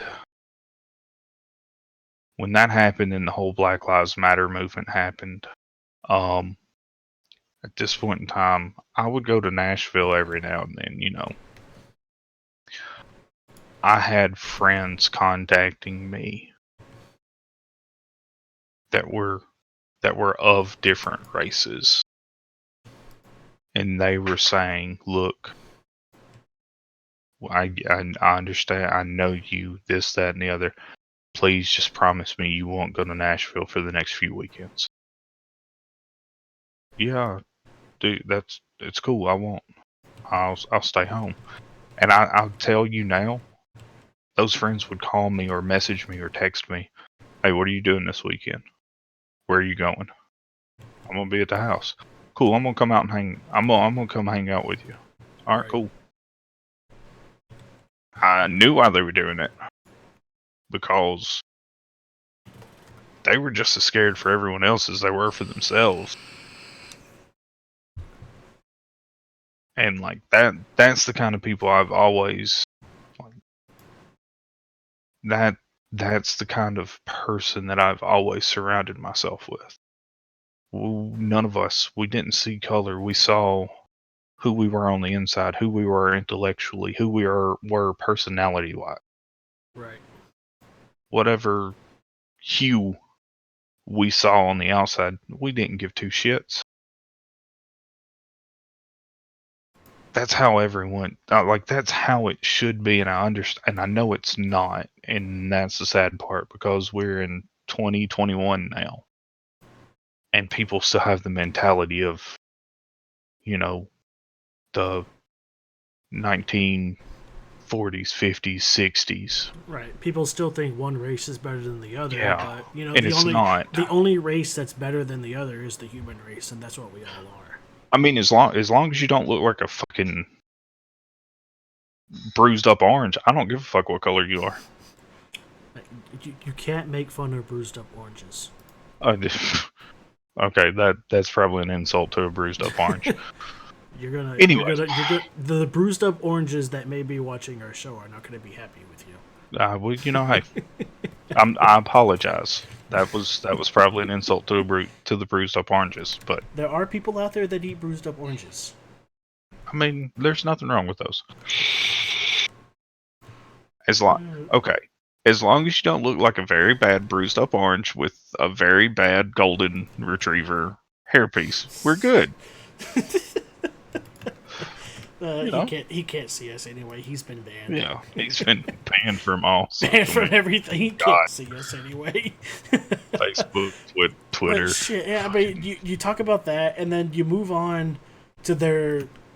After that feud was done, you got. Trying to make sure I get my timeline right, because you got two more factions that popped up within the WWF. You had Undertaker with the Ministry of Darkness. I was going to say, technically, we ain't even following the time. Just go with whatever. We're not. Well, I remember, but after that feud But you're ended, going with the corporation. You're going with the corporation and the ministry. Right. You had the Ministry of Darkness with the Undertaker and all that, and then you had the corporation at the same time, and then DX got into a feud with the corporation, and they came out and they did their impersonations of the corporation as well. Okay, so here's what I'm going to say. One of the best things that ever came from the ministry, the corporate ministry, whatever you want to call it, is Naked Midian. That was absolute. That was hilarious. Oh God! This man was just running out in a G-string, a fanny pack, and that was it. We're talking the time of the artist formerly known as Goldust. And... You know what? I've got a question. What's up? And this is logical. Can you tell me how in the flying hell they even got away with Naked Midian character? It was the Attitude Era. We weren't in the time of PG-13 TV. I'm aware of that. We were at the time but where, at the same time, this kind of stuff was this okay. man was damn near naked on TV. We're at the time where this shit was okay. Where there was nudity was not okay on TV at this point in time. It wasn't nudity. It was brief nudity. And as long as they put it in their thing that it was brief, there would be brief nudity. They were okay. They could get away with it. But here's the problem with that. If they ever flubbed up on any of those camera shots, they were going to get hit with so many fines it wasn't even funny. Right. Exactly. That's why they had to make sure that their camera shots were legit. That's why they had that 10-second buffer. Right. Shit. Now, okay. Also, likewise, you had DX going out and encouraging female fans to flash them. So, yeah. Exactly, and it was that's why they had that buffer, because it was actually happening. There was that 10 to 15-second buffer, and you could actually you can find that when shit Triple H can point to someone in the crowd and do this, and then the camera cuts, and they don't expect the girl to do this, and then it cuts back, and boom, there they are. I mean, what do? I mean, you got to make sure you have that 10-second that buffer for when stuff like that happens, because yeah, they're in a war. They're trying to get ratings. Look, they're going to do what they can to get ratings. All I'm gonna say is the Attitude Era was a great time in wrestling, right? But in a way, I'm kind of glad the Attitude Era cannot fully happen again. Right. Would I like to see some of the more intense and more like darker and grittier storylines? Yes. God, yes. Of course. Wrestling needs that. Do I need to see a 70-year-old lady giving birth to a prosthetic hand? Hell no. Ugh, Jesus Christ. Do I need to see? Now hold up. That was one of Mark Henry's greatest gimmicks ever. I'm not saying it wasn't, but the whole... But the Mae Young giving birth to a hand... Right. I'm going to tell you now, that's the only storyline that has ever made me legitimately throw up watching wrestling. And not throw up because I was laughing so hard I couldn't breathe, I threw up. I threw up because that was so goddamn disgusting. Right. Now, also, on the same hand, would I love to see Vince McMahon get pinged in the head with the bedpan again? God, yes, that was great. See Stone Cold Steve Austin and Booker T rumbling through a grocery store and getting doused with milk. God. Yes. That was hilarious. I mean, it was just the little things. Look, my favorite part, besides him walking out of the milk section. Mark Henry, Mae Young thing, like Ron White said it best, things that make you go, ugh. Now, Mark Henry China storyline, Yeah. that was gold. Right. And then to see it redone again with China and Eddie Guerrero, Right. gold. But that's one of those things, you had the corporation, you had the ministry, two entirely different spectrums of heel stables. Right. But you had two heel stables and only one face, and that was DX. You only had one good guys, and that was DX, and technically they shouldn't have even been good guys. Right. Like, which that even, I think WWE saw the issue there, and that's how the corporate ministry was born. Right. Well, now your problem is you have this one heel faction that was compromised of almost 10 to 12 people. Right. Against a group of guys that was 5 people. Yeah. You're kind of lopsided. Exactly. That was a little rough because at this also around in this time you still had the Hart Foundation. Right. Because or in between these times you still had the Hart Foundation. This is before 97 happened. Yeah. And then when Brett left, you still had the Hart Foundation. Right, because It you was still Owen, had Davey, and Knight. right, Neidhart. Owen, Davey, and Jim. And like that smaller group was more manageable and made more sense competing against these other groups. But like, yeah, you had. I mean, you can't forget you had the Job Squad. Al Snow and all yeah. that. Like you had these other different little small. You had the oddities. Yeah, with ICP. Yeah, I remember them. Yeah. Kurgan, Golga. Earth. Yeah. Golga coming out with the Cartman doll. That was Earthquake. Right. I remember the oddities. Like I mean, you had these smaller stables. Well, not to mention you can't forget Gangrel with the Brood. Yeah, that was out there, and then they joined the ministry. Had the Brood not happened, the Hardy Boys wouldn't happen. Right. So as your time evolved, or as you started getting more darker, grittier stuff, you had these darker stables come in. Right. And you had these more realistic stables that would make more sense. I remember then the Gangrel one with Edge and Christian. Well, first it was just Gangrel, doing his little fiery entrance coming up from the beneath the ring, the ramp, or not the ramp, but the stage. And then that whole feud came in, where he was trying to get Edge to join him and form the Brood, but Edge wouldn't do it. So Gangrel said that he had a surprise and brought Edge's brother, kayfabe brother Christian in, and then Edge had no choice at that point, and he joined the Brood.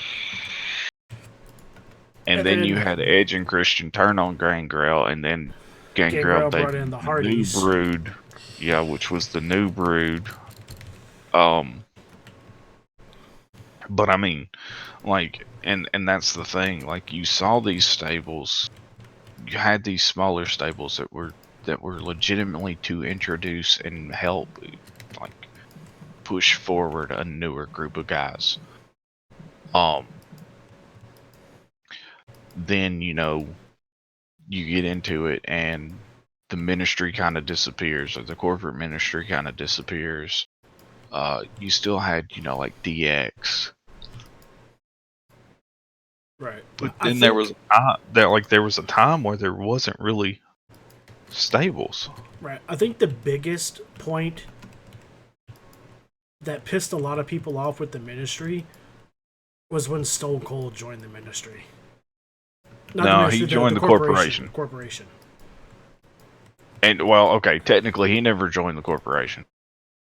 What that one was the heel turn where Austin aligned with McMahon, and that was WrestleMania, I think 18, Yeah. 19, something like that. But And I remember the whole spiel when Austin won the championship, and then Vince wanted him to come out in a suit, so he came out in the suit and tie and everything, and did his little yeah, thing, and then he's like, "It's like you got a good view." It's like, "Because you will never, ever see this side of me again," and then he ripped all the shit off. but I mean, you also had factions kind of had disappeared. Right. Well, no, they didn't, because you had the McMahon Helmsley Yeah. fag era where it was like DX and some of the corporation, like remnants of the corporation in there, and Right. Hunter. That was the whole Vegas wedding where Hunter Right. roofied Stephanie, and then went to a drive-through Stephanie, chapel, married her in a drive-through chapel, and interrupt. Yeah, and then it turned out it was legit and everything. yeah. Or let's not forget when Undertaker tried to crucify Stephanie. Well, that was the reveal of the corporate ministry, Yeah. which ironically, the original plan for that was not Vince McMahon to be the higher power.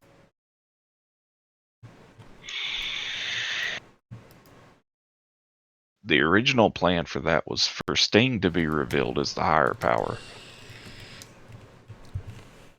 Sting, as in WCW Sting, the icon, the face of WCW, the man that would never leave WCW.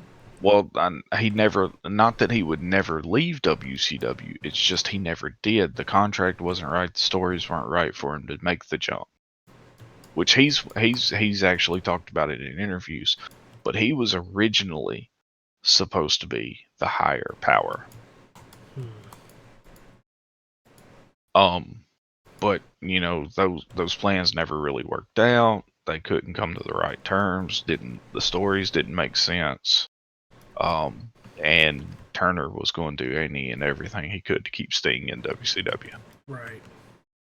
You know, and Vince, at that point in time, Vince couldn't compete. He couldn't offer Sting enough to get him to leave. Yeah, he couldn't offer him what Ted was. You know, Right. and that's the time where Vince was really hard on giving superstars that creative control. Right. And he wasn't giving them guaranteed money. Right. He was giving them opportunities. Right. And it was up to you to make the money. As to where Sting in WCW, he had creative control. He had that guaranteed contract. He had a higher percentage of his merch return. Right. Like all of that stuff. Like he had all of that. Vince could match some of it, but there were some things that Vince just would not match. Right. And I think the other big thing is, and this is something I really don't agree with, and that it's something that WWE still does to this day that I don't agree with. You have these superstars that are they have contracts with your organization, but you deem them as independent workers. Right. No. You're doing that so you don't have to do benefits and all of this. Exactly. Like I know where you're coming from, but then you're updating clauses to where they can't do third party things. They can't do Twitch. They can't do cameos. Well, if they're an independent contractor, they're allowed to do that. Exactly. They can do that kind of stuff. You know, if they're independent, technically they could go and do appearances at other events. Now, okay, they have the contract and there's clauses in their contracts. You can't appear on you know other wrestling organizations' TV or events. Okay, cool. Right.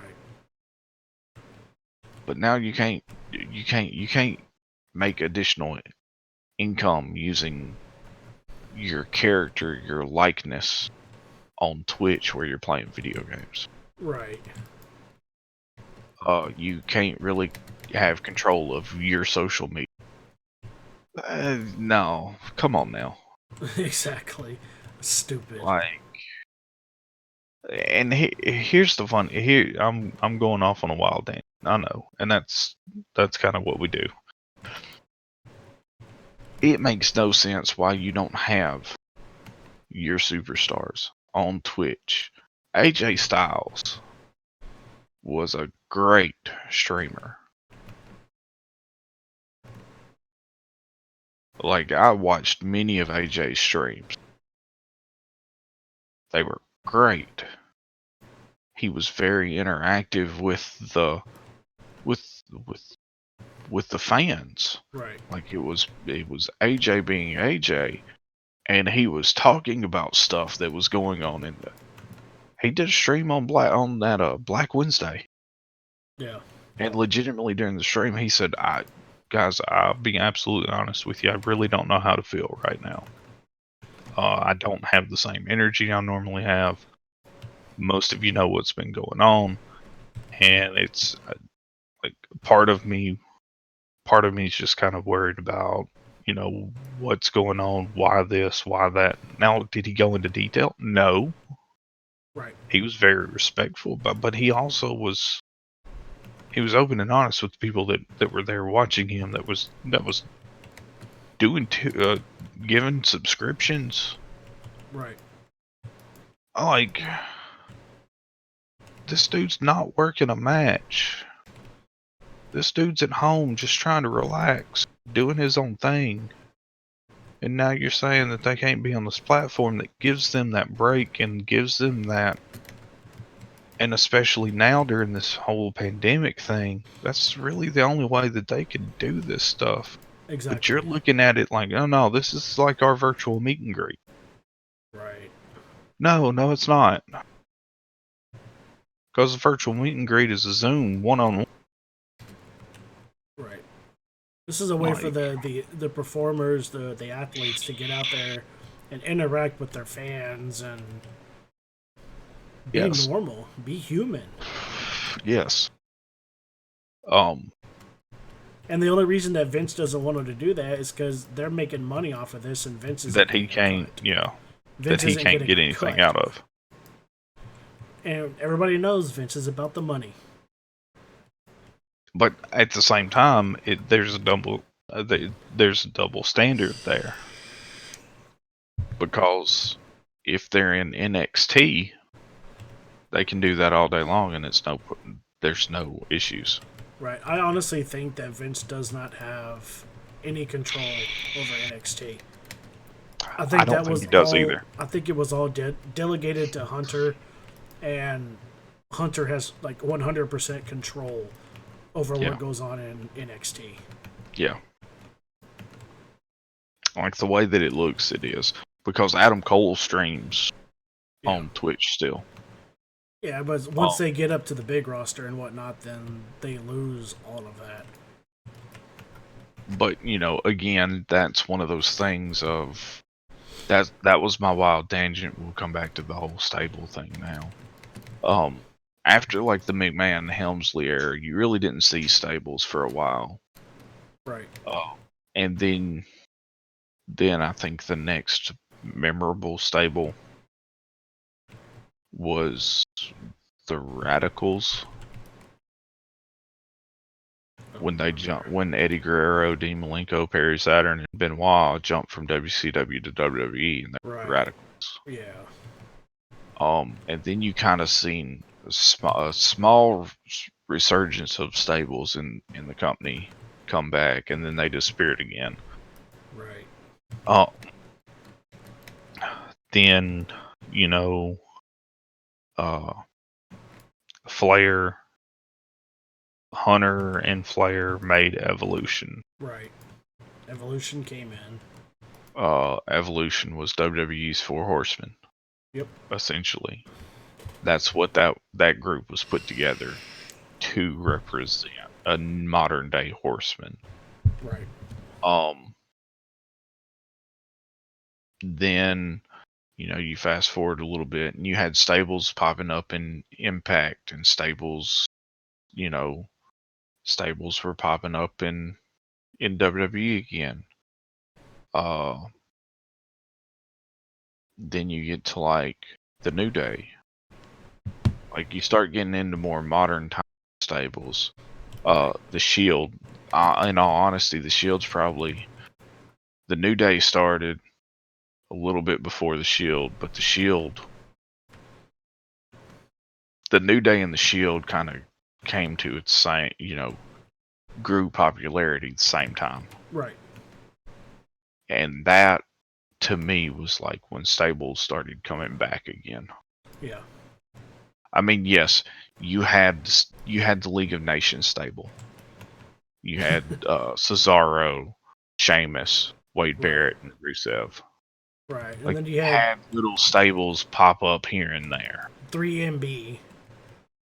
Man, that was amazing. That was. You want to talk about some funny stuff? 3-man band, and in all honesty, look at the 3 men that were in there. Jinder Mahal. Drew WWE. McIntyre. What?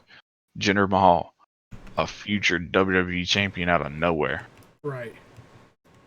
Just little scrawny guy came back all buffed and everything. Drew And McIntyre ended up being an amazing heel champion. Even brought in for one of the with his Punjabi prison match against Randy Orton, brought back the Great Khali for one night. I mean, granted, Orton almost fucking fell off the damn cage. Right. But hey, shit happens. Right.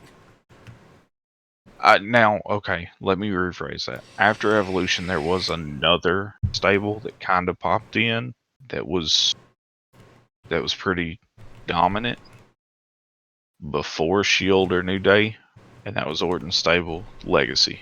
Right. Cody Rhodes, DiBiase. Right. And Orton. But the New Day happens, then the Shield, the Wyatt family. Right. Like, you start seeing these factions coming again. And I will openly say this. The New Day, huge fan of. I have a Budios t-shirt somewhere in the house. Right. Shield, huge fan of the Shield. Yep. The Wyatt family, we won't even get started on them because my cell phone background is a fan art that someone made of the Fiend Bray Wyatt. Right. So I mean, obviously, I had a pair of Bray Wyatt socks that I got from a WWE subscription crate. And it's like, and even then, I mean, the Wyatt family's gone, but now you've got the makings of a new stable coming up with Wyatt and Bliss with the Firefly Funhouse. It's only a matter of time before they start introducing new people for that. But I mean, you look recently, you've got that kind of shadowing a faction. Right. You got Roman Reigns in the Bloodline, the Bloodline group. You had Sami Zayn, Cesaro, and Shinsuke Nakamura working as a group there for a little bit. You got Hurt Business now. Exactly. That's in there. Which I'm going to say this. I thoroughly enjoyed the whole Hurt Business thing. But I mean, yes, they're foreshadowing that it's fixing to come to an end. Everyone can see it, and I think it's the worst mistake. Right. What they should have done was had a group kind of faction together to feud with the Hurt Business and get instead of getting like 1 or 2 people out of a 4-man group over. Why not take that time and get 7 or 8 people over and prep for the next big step? Right. Like, that makes more sense. Exactly. Business-wise. You're setting up for your future superstars. And you can't tell me they don't have 4 people they could have put together for Jeff Hardy, Matt Riddle, Right. Keith Lee, and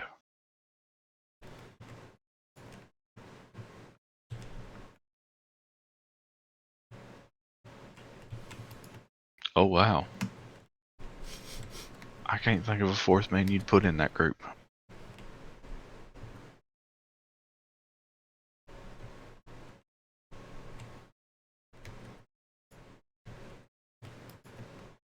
Yeah, I can't think of a suitable fourth man. But anyways, technically you wouldn't need a fourth man because MVP doesn't wrestle that much. Right. You just need Riddle, Hardy, Keith Lee. That takes care of Shelton Benjamin, Cedric Alexander, and Bobby Lashley. There you go. You get 6 men over. 3 out of those 6 are pretty much, they already have their own base with Shelton Benjamin, Bobby Lashley, and Jeff Hardy. Right. So now you're prepping the groundwork for Cedric Alexander, Keith Lee, and Matt Riddle. Like, I feel like that's a win off that, you know. And you don't have to make Keith Lee, Jeff Hardy, and Matt Riddle a stable. Just have them working together. Right. Exactly. Like, it makes more sense. Now, okay, yes, you did take Shelton Benjamin and Cedric Alexander and pair them with the New Day and feud them there, and they shined. They showcased themselves. Exactly. But you can get a little bit more run out of that group. Right.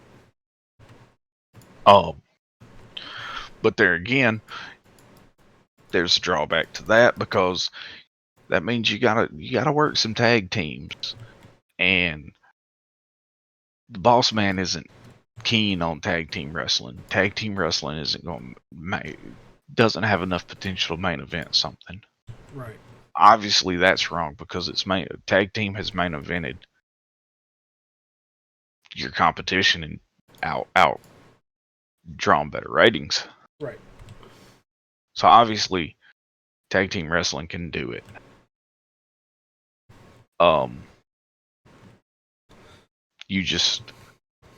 You don't have faith in your tag team because why do you want a main event that's going to take up 4 superstars when you can get 2 matches with one-on-one?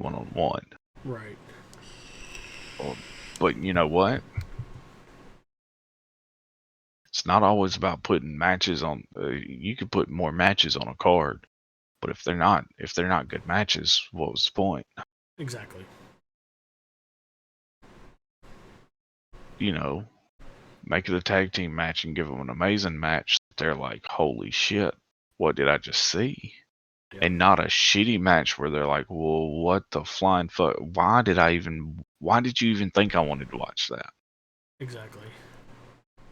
Sami Zayn and Bobby Lashley. Come on. Like, yeah, that was my response. So here's my thing. Instead of giving Bobby Lashley that US title or having him go into Clash of Champions with that US title, you should have dropped that US title on someone that would have made a good matchup for Sami Zayn. Yeah.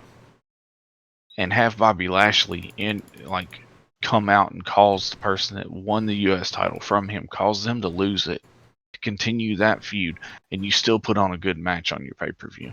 Right. That would have made more sense. Exactly. But instead you put Sami Zayn up against Bobby Lashley. Put him in a squash match. Yeah, which is basically just a fucking squash match. And what's the point?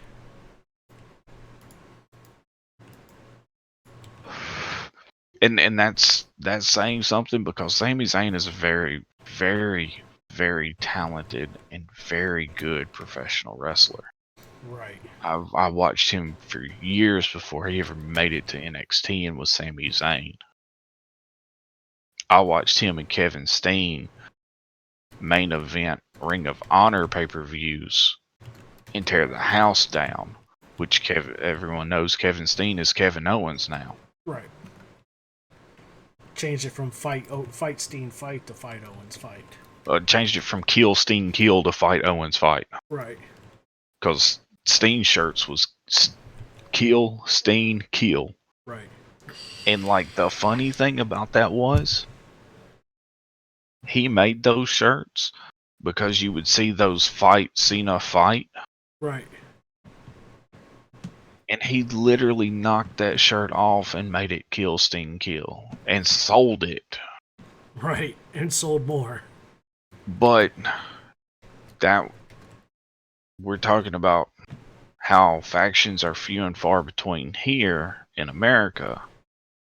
But you look at New Japan, and at least for the last 6-7 years, right, they've had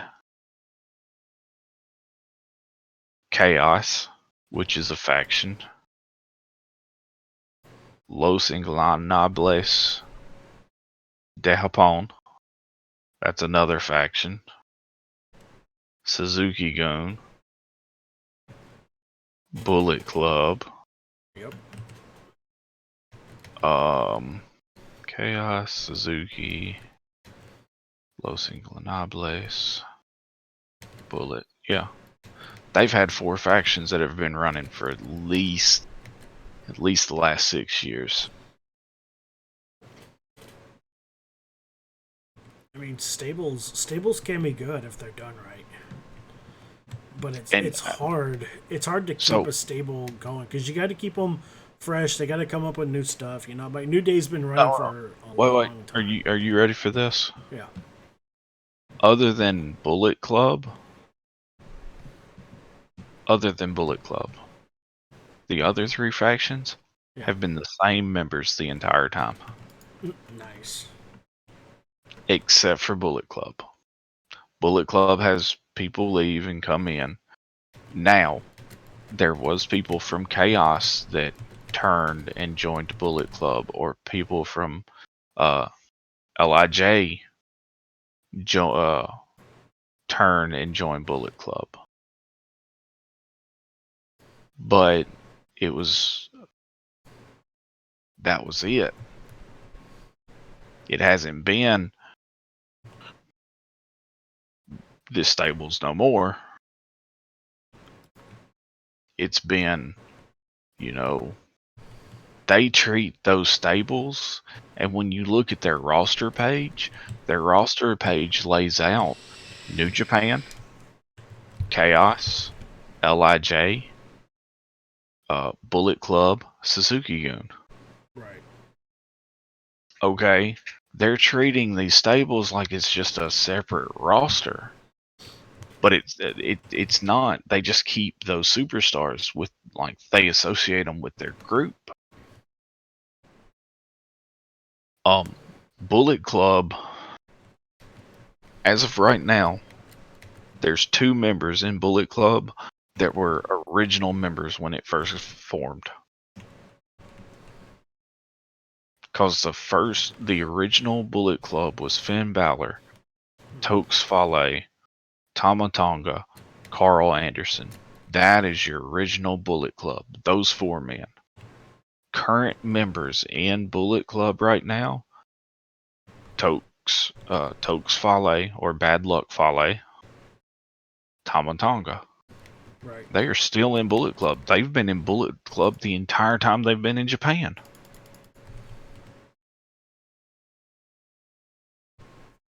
So you can't tell me factions don't work. Japan's still running the same faction. Have been for years now. Right. Look at some of your top American stars now. Kenny Omega. Yep. AJ Styles. Finn Balor. Adam Cole. Young Bucks. Hangman Page. Guess what? Those are all former Bullet Club members. Right. Ooh. You mean to tell me a faction can't make something, or you can't take people in these factions, keep them in these factions, and make them single stars? New Japan does it all day, every day. Exactly. And the rest of the world could take a page from New Japan. Again, New Japan ran Wrestle Kingdom, and I told you the overall total for the 2 nights was what, 20,000 Yeah. people in the Tokyo Dome, Right. the biggest stadium Japan has. Right. 20,000 people. That's not under a small fucking number. That's under a pandemic too. Yeah, that's not a small number. Now, if you were to take the pandemic out of that, it'd probably be double or triple that. They fit everybody they could in there. I want to say it's triple. Hold on, I can tell you exactly how much. Wrestle Kingdom 14. Shit, I forgot to tell it attendance. Okay.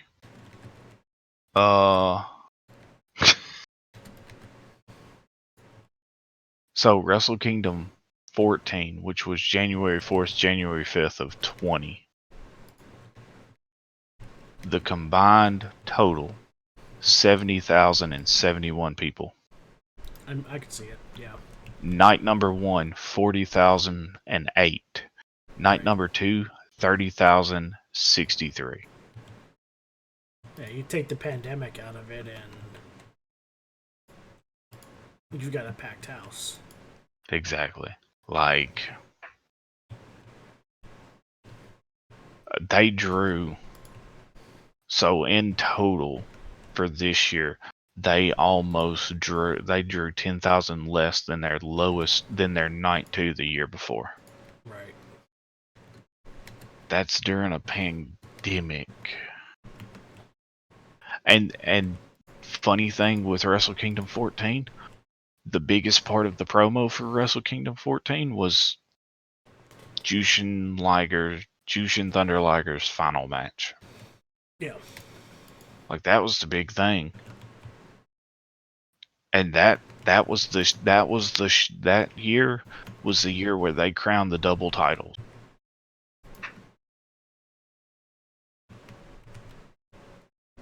You don't get, they drew 70,000 people over the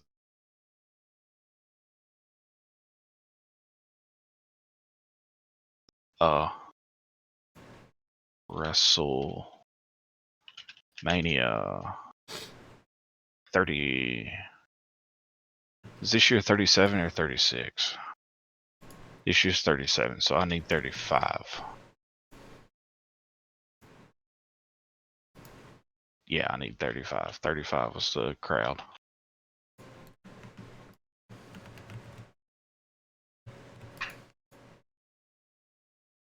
So, WrestleMania 35 drew 82,000 people. Not a very big gap there. No. Did WrestleMania draw more people? Yeah.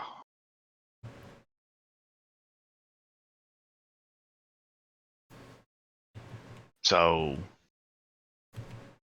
if WrestleMania is only draw people, WrestleMania this year is going to be in 2 nights. Again. Is it going to be 2 nights? Yep. Now the question is, are they going to actually put fans in the stadium? Yeah. Or are they going to... The plan is fans. With the way things are going now, I don't think it'll happen. But that's my opinion. The plan is fans. If this... here's what I'm going to say. If the Super Bowl has fans, yeah, WrestleMania will have fans. Well, the Super Bowl is going to have fans because they made an announcement yesterday that they're sending... I can't remember what they said, but they're picking a certain number of like first responders and hospital workers. They're sending them like 4 tickets each person for the Super Bowl. So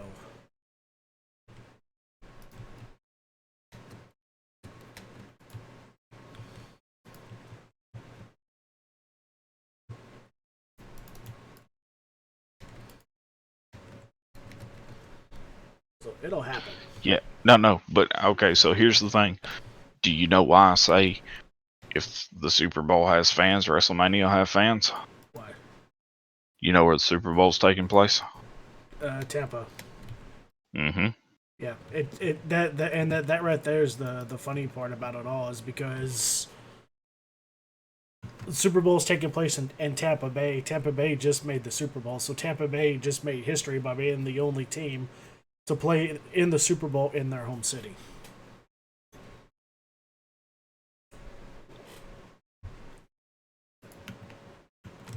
And not to mention Tom Brady's in the Super Bowl again. I was gonna say it's Tom Brady and Gronk's in the Super Bowl. And Tom Brady, I think, is the only quarterback to make it to the Super Bowl 10 on both times. the AFC and the NFC, and to make Yes. it 10 times, and the only quarterback to win 6 Super Bowls. And if he wins the Super Bowl, he'll be the only quarterback to win 7 Super Bowls, and he'll be the only fucking quarterback to win a Super Bowl on the AFC and the NFC. And Yeah. the only quarterback to win a Super Bowl with 2 different teams. Yeah. Oh, I know.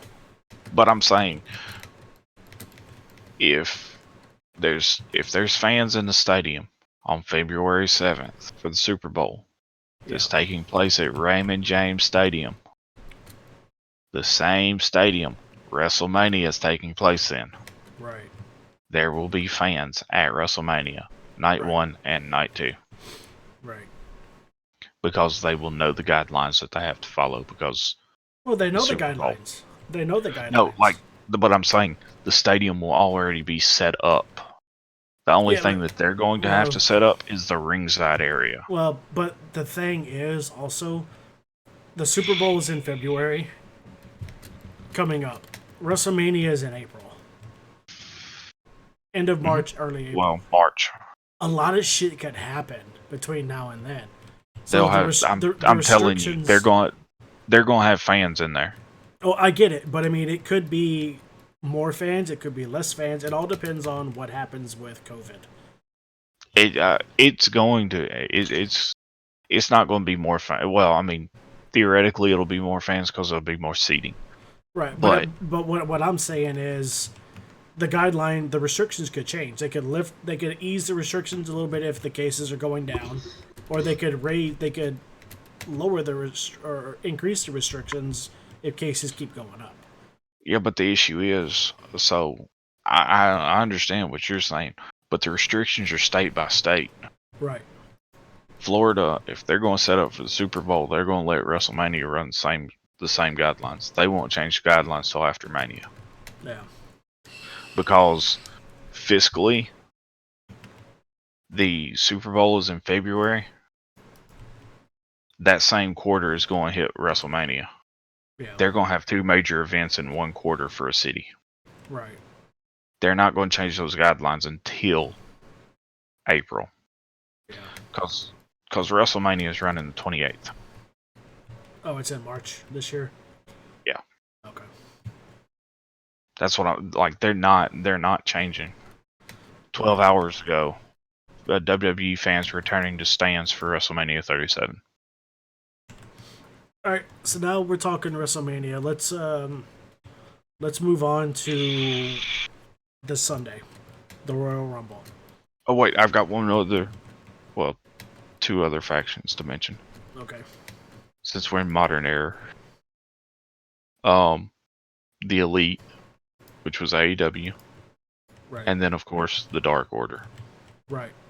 If you've not watched any of Being the Elite, watch Being the Elite.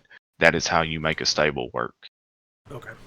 Because the Dark Order is featured in Being the Elite every week, and it is great. It is hilarious.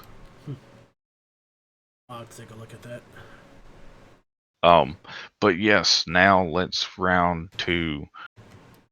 So next week our podcast will be a review of the Royal Rumble. The Royal Rumble, which takes place this Sunday.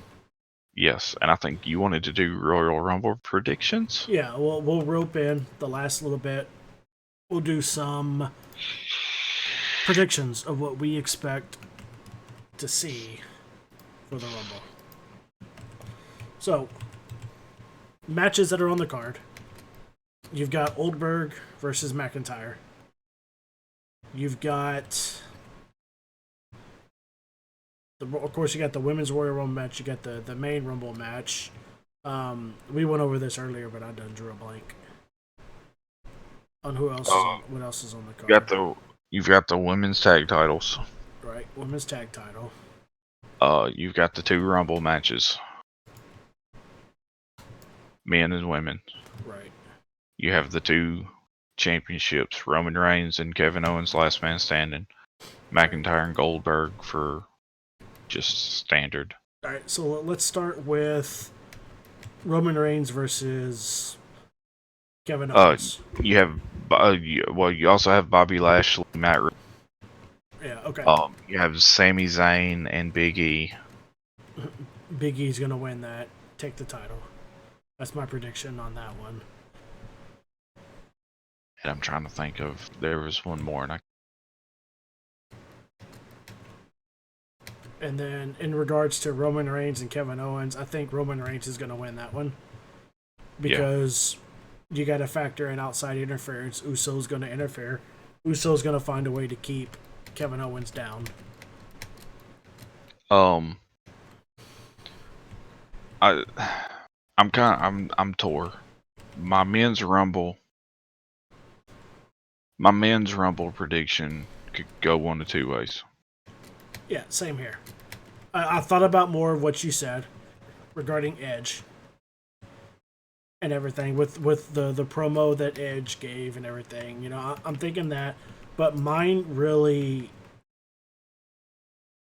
I'm gonna base my Rumble prediction on the McIntyre Oldberg fight. Because if Oldberg wins and takes the title from McIntyre, then I'm going to stand firm that Fiend is going to make a return at the Rumble and is going to win the Rumble and go after Oldberg for the title. So here's my thing. It's either going to be Edge winning the Rumble, going to WrestleMania to capture the title, or it will be the Fiend winning the Rumble, going to Mania to capture the title. Right. Now, that being said,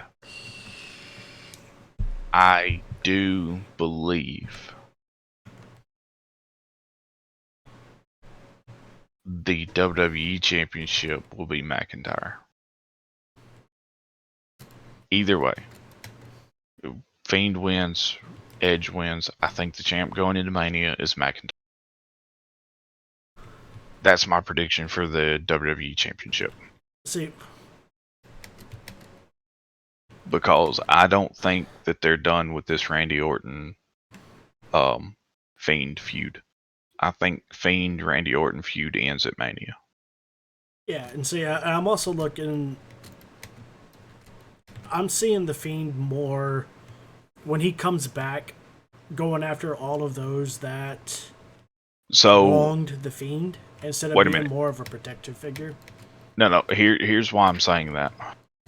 Here's why I'm saying I think this Orton Fiend, I think it wraps up at Mania, is because the RKO to Alexa Bliss from tonight. That story ends at Mania. That's where that story's going to end. Right. They're not going to end it at Rumble if Fiend's returning at the Rumble. No. But if you're Fiend going to have a returns blow at off the Rumble, match. I do see the Fiend eliminating Roman. Not Roman, but Randy. Oh yeah. Like the feud with Fiend and Orton continues at Rumble.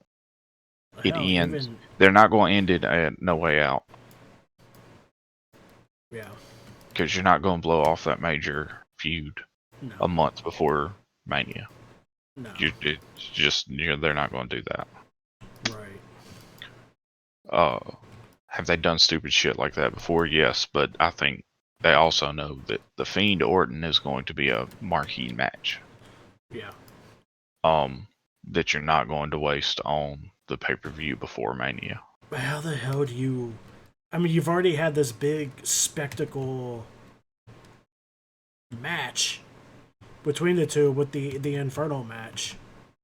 You're The going to do like Firefly they did with Inferno, Cena. another Funhouse match type thing. They're gonna have another they'll have a semi-cinematic match more than likely. But it'll either be a semi-cinematic match, or it will be the Fiend comes back to right the wrong that happened at Hell in a Cell. No, TLC. TLC. Yeah, that happened at TLC. And that will be the first of the I'm getting the people that hurt me. And then you will have, because they're gonna have Goldberg for SummerSlam too. Okay, so then you'll If have... if they've got Goldberg for Mania, they've got him for SummerSlam. Okay. So then you'll have Fiend, Goldberg, SummerSlam, or So you'll have the there's Fiend. so there's Well, a okay. possibility that we Actually, could have... technically, hold on, wait a minute. Let me backtrack there. They've got Goldberg for Mania. That means they have Goldberg for Saudi. That happens after Mania. Right. That is where Goldberg beat the Fiend. So basically, what we're going to see is we're going to see Goldberg take the title from McIntyre. No. Hold on, let me finish. Goldberg takes the title from McIntyre. When is Saudi? Saudi is after Mania. So Goldberg will take the title from them from McIntyre, and then we're gonna see at Mania you're gonna see the Fiend and Randy Orton. But I think in Saudi you're gonna see the Fiend versus Goldberg, where the Fiend will get revenge and will take the title from Goldberg. And then we're gonna see... Fuck, we could see Randy Orton winning the Royal Rumble. And it being the Fiend versus Orton for the title. You realize I'm fixing a bunch of holes through that, right? Okay. They don't want the title on the Fiend, so the title's not going to be in the picture at all. That's why I'm saying Goldberg won't have the title. I think your WrestleMania main event is going to be Edge and McIntyre. It's going to be a battle of the Spear and the Claymore. Yeah. And I think Edge is going to get the title at Mania, and he's going to get the one last run as champion. Legitimately, that's the promo pretty much sealed it. Because they know they're not going to have Edge for a long span. Everyone wants to see Edge get that title run from where he wins the title at Mania and holds it until SummerSlam, holds it until... if he holds it till SummerSlam, that'll be a good run. Right. Now, if he could manage to hold it until Survivor Series, that would be awesome. But he'll hold it at least until SummerSlam. I think if you do a title, or if you're dead set on Goldberg title, Goldberg gets the title at Rumble, Edge wins Rumble, Edge Goldberg 37 Battle of the Spears. Yeah. That's just kind of how I see that playing out. If they go the spot of Goldberg, I really don't think they are, because, and the other reason I say that, McIntyre's promo from tonight kind of, after his spiel, I don't see them having Goldberg take the title off of him. The key point to McIntyre's promo and their face-off, McIntyre just coming out of having COVID. Yeah. He's dedicating the match to anyone and everyone that has had to deal with this virus. They're not going to have him drop the title. Yeah. That promo sealed that one. So we will see. The Women's Rumble, who do you think is going to win that? I have no idea. You want to know who my prediction is? And my prediction's way out in left field. Lana. Like, By sheer dumb luck, Lana. so here's my only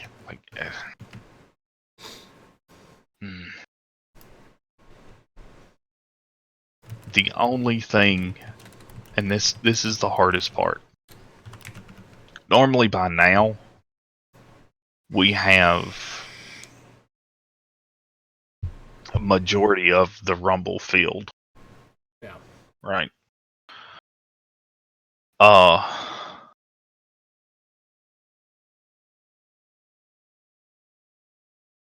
They're going to do backstage Saturday. They're going to do a special WWE backstage on Saturday before the Rumble. Right.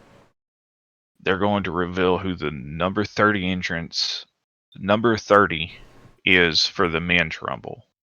And they are revealing who number 1 and 2 is for the women's Rumble during backstage the night before.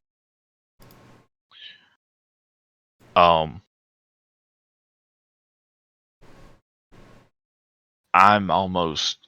am 90% Edge is going to win the Rumble, 10% it'll be The Fiend. Like, that's oddly enough, that's literally how I'm swayed on the Rumble.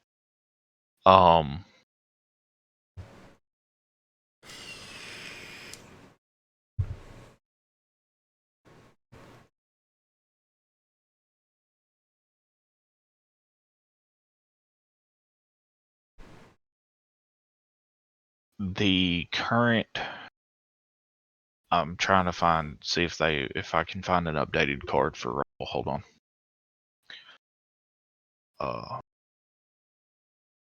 I will say this. I seriously think Nia Jax, when her contract's up, they're done with her. Yeah, though she'll be moving to AEW. I even doubt that one. She had a real bad, nasty botch on Raw today. Like, dude, it was nasty. Like, she pretty much slammed Dana Brooks flat back on her head. Damn.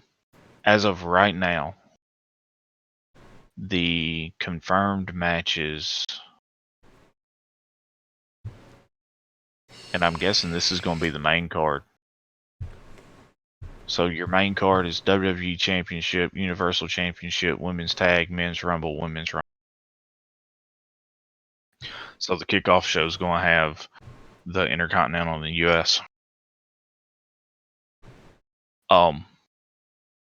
So far announced for the Men's Rumble: Daniel Bryan, Bobby Lashley, AJ Styles, Randy Orton, Otis, Miz, Jey Uso, Cesaro, Jeff Hardy, Nakamura, Sami Zayn, Dolph Ziggler, Big E, Sheamus, John Morrison, Edge.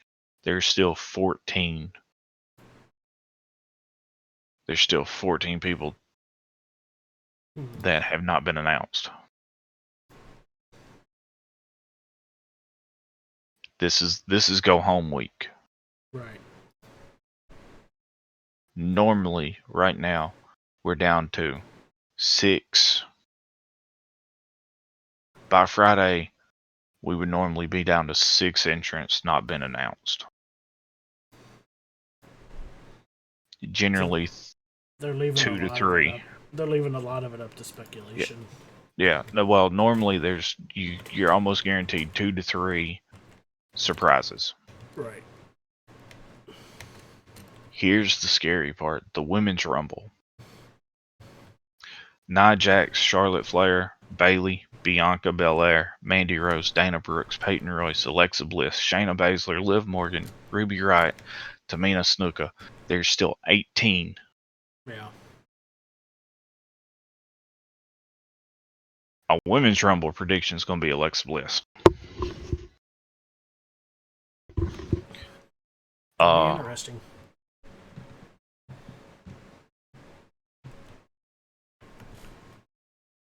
And we will find out Sunday, and then all of you will find out Monday.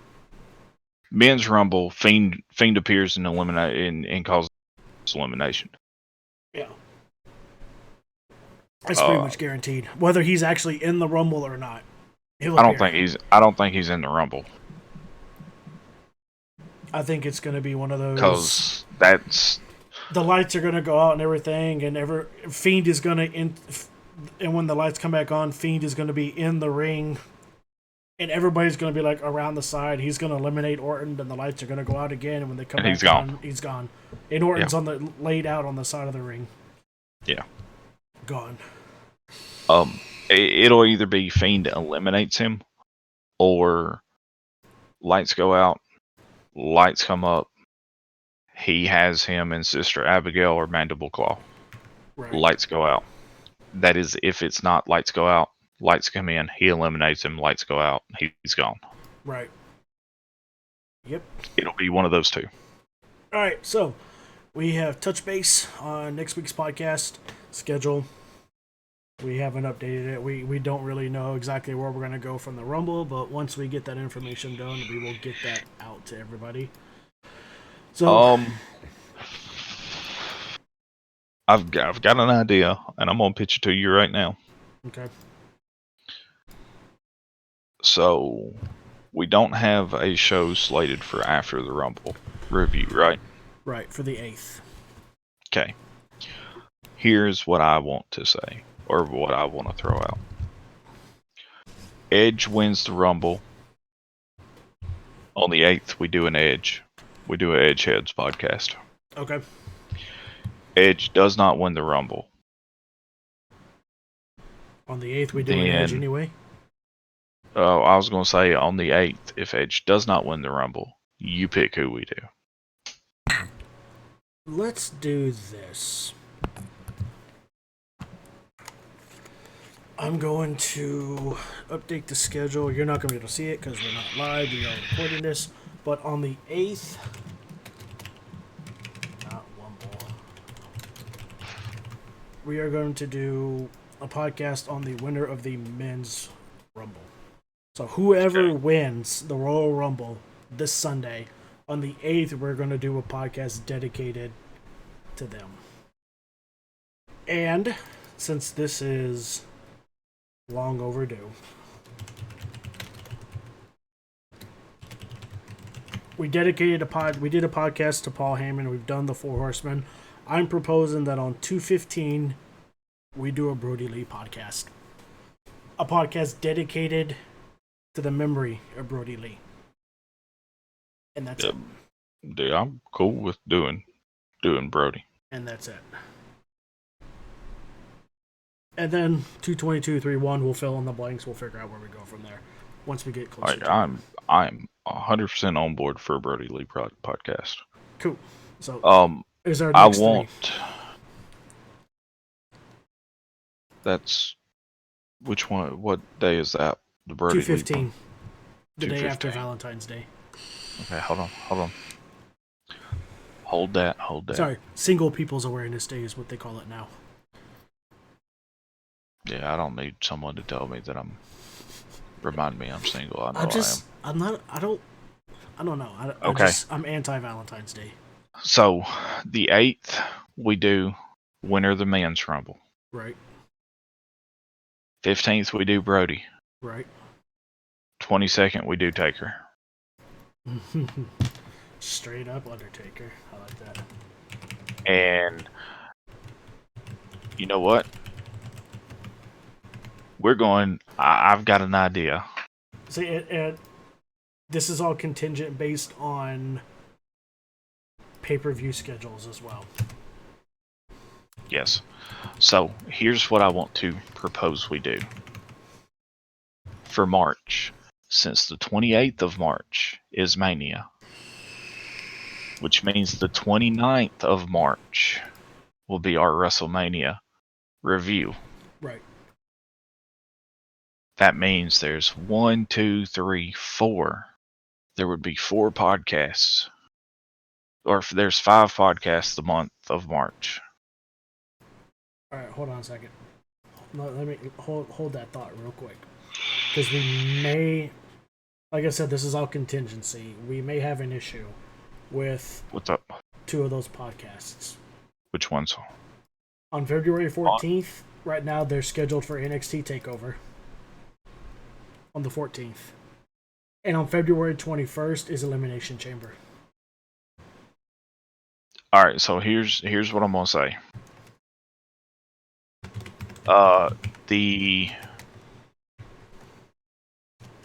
You said February 18th. Yeah, all right, so let's do this. No. Run the 21st of February is Elimination Chamber. okay. So the 22nd we'll do Undertaker.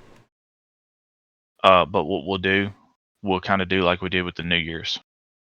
All right, so hold on a second. So the 15th we're gonna do. Are we gonna do NXT Takeover? Okay, so the 14th is Takeover. 14th is Takeover, so the 15th would be a Takeover podcast. Brody Lee. 22nd we'll do Elimination Chamber / Undertaker. So 22nd, the way that we'll do it. You know how we did the New Year's, how we did the episode last week where we just kind of highlighted the major matches. Yeah.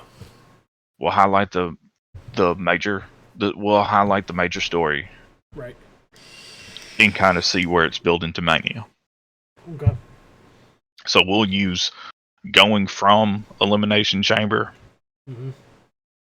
We'll check, kind of see where our predictions are in line for Mania. Okay. And we'll review whatever the big match is. Okay. Now, and do Taker. Or we could do this. Since we're recording these podcasts right now, what we can do is we can score off some block of time, and we can do 2. We can do 2 recordings that day. We can do an Elimination Chamber podcast, and then we can also record a separate podcast dedicated to Undertaker. Instead of having it all together, where we can do 2 of them back to back. You know what? I'll tell you what. We'll give the fans a twofer on the 22nd. Or fuck, dude. Later this week we can do a fucking Undertaker podcast. Here we go. Here's what we'll do. 14th. Since me and you watch Takeover and me and you watch the pay-per-views anyway at the same time. We'll watch Takeover. We'll do what we normally do. After Takeover, we do the podcast. We'll record. And then Monday, and then the 15th, we'll do Brody Lee. We'll do Brody Lee. And only Brody Lee. Yeah. 15th, we will do Brody Lee. Right. On the 16th. Okay, so we'll record on the 15th if we don't go live. Which means we will try to get the audio. Hopefully we can get the audio. Oh, speaking of which, we got an announcement once this is over with. Right. Anyways, my plan is since we're recording them, as soon as this is done, I'm gonna take the VOD that I have and I'm gonna immediately upload it to YouTube. Okay. Because if not, I'm gonna forget about it and it's gonna be 2 weeks and then they're just gonna be 2 posts back to back. So what we'll do, because once you get that posted, as soon as you can get those audios in the box, then we can go with what the announcement is. But we'll record, we'll watch Takeover, we'll record Takeover. Right. We will post Takeover on the 16th. Okay. which technically you can upload it and just set it to premiere Right. on the Premiere on the 16th. 16th. The 15th, we'll do the Brody Lee and upload Brody Lee. Right. Then. Right. The 21st is Chamber. And we can do the same thing there. We'll do the same thing there. We'll record we'll review Chamber after Elimination Chamber. That way it's fresh in our mind. Yep. And then we'll set it to We'll upload on the 23rd. I'll set it for the 23rd, and on the 22nd we'll do the Undertaker. We'll do Taker. And post it. So here's what I propose for March, since March is the road to Mania. Right. Now, depending on how things go with I do want to see how that recording and posting.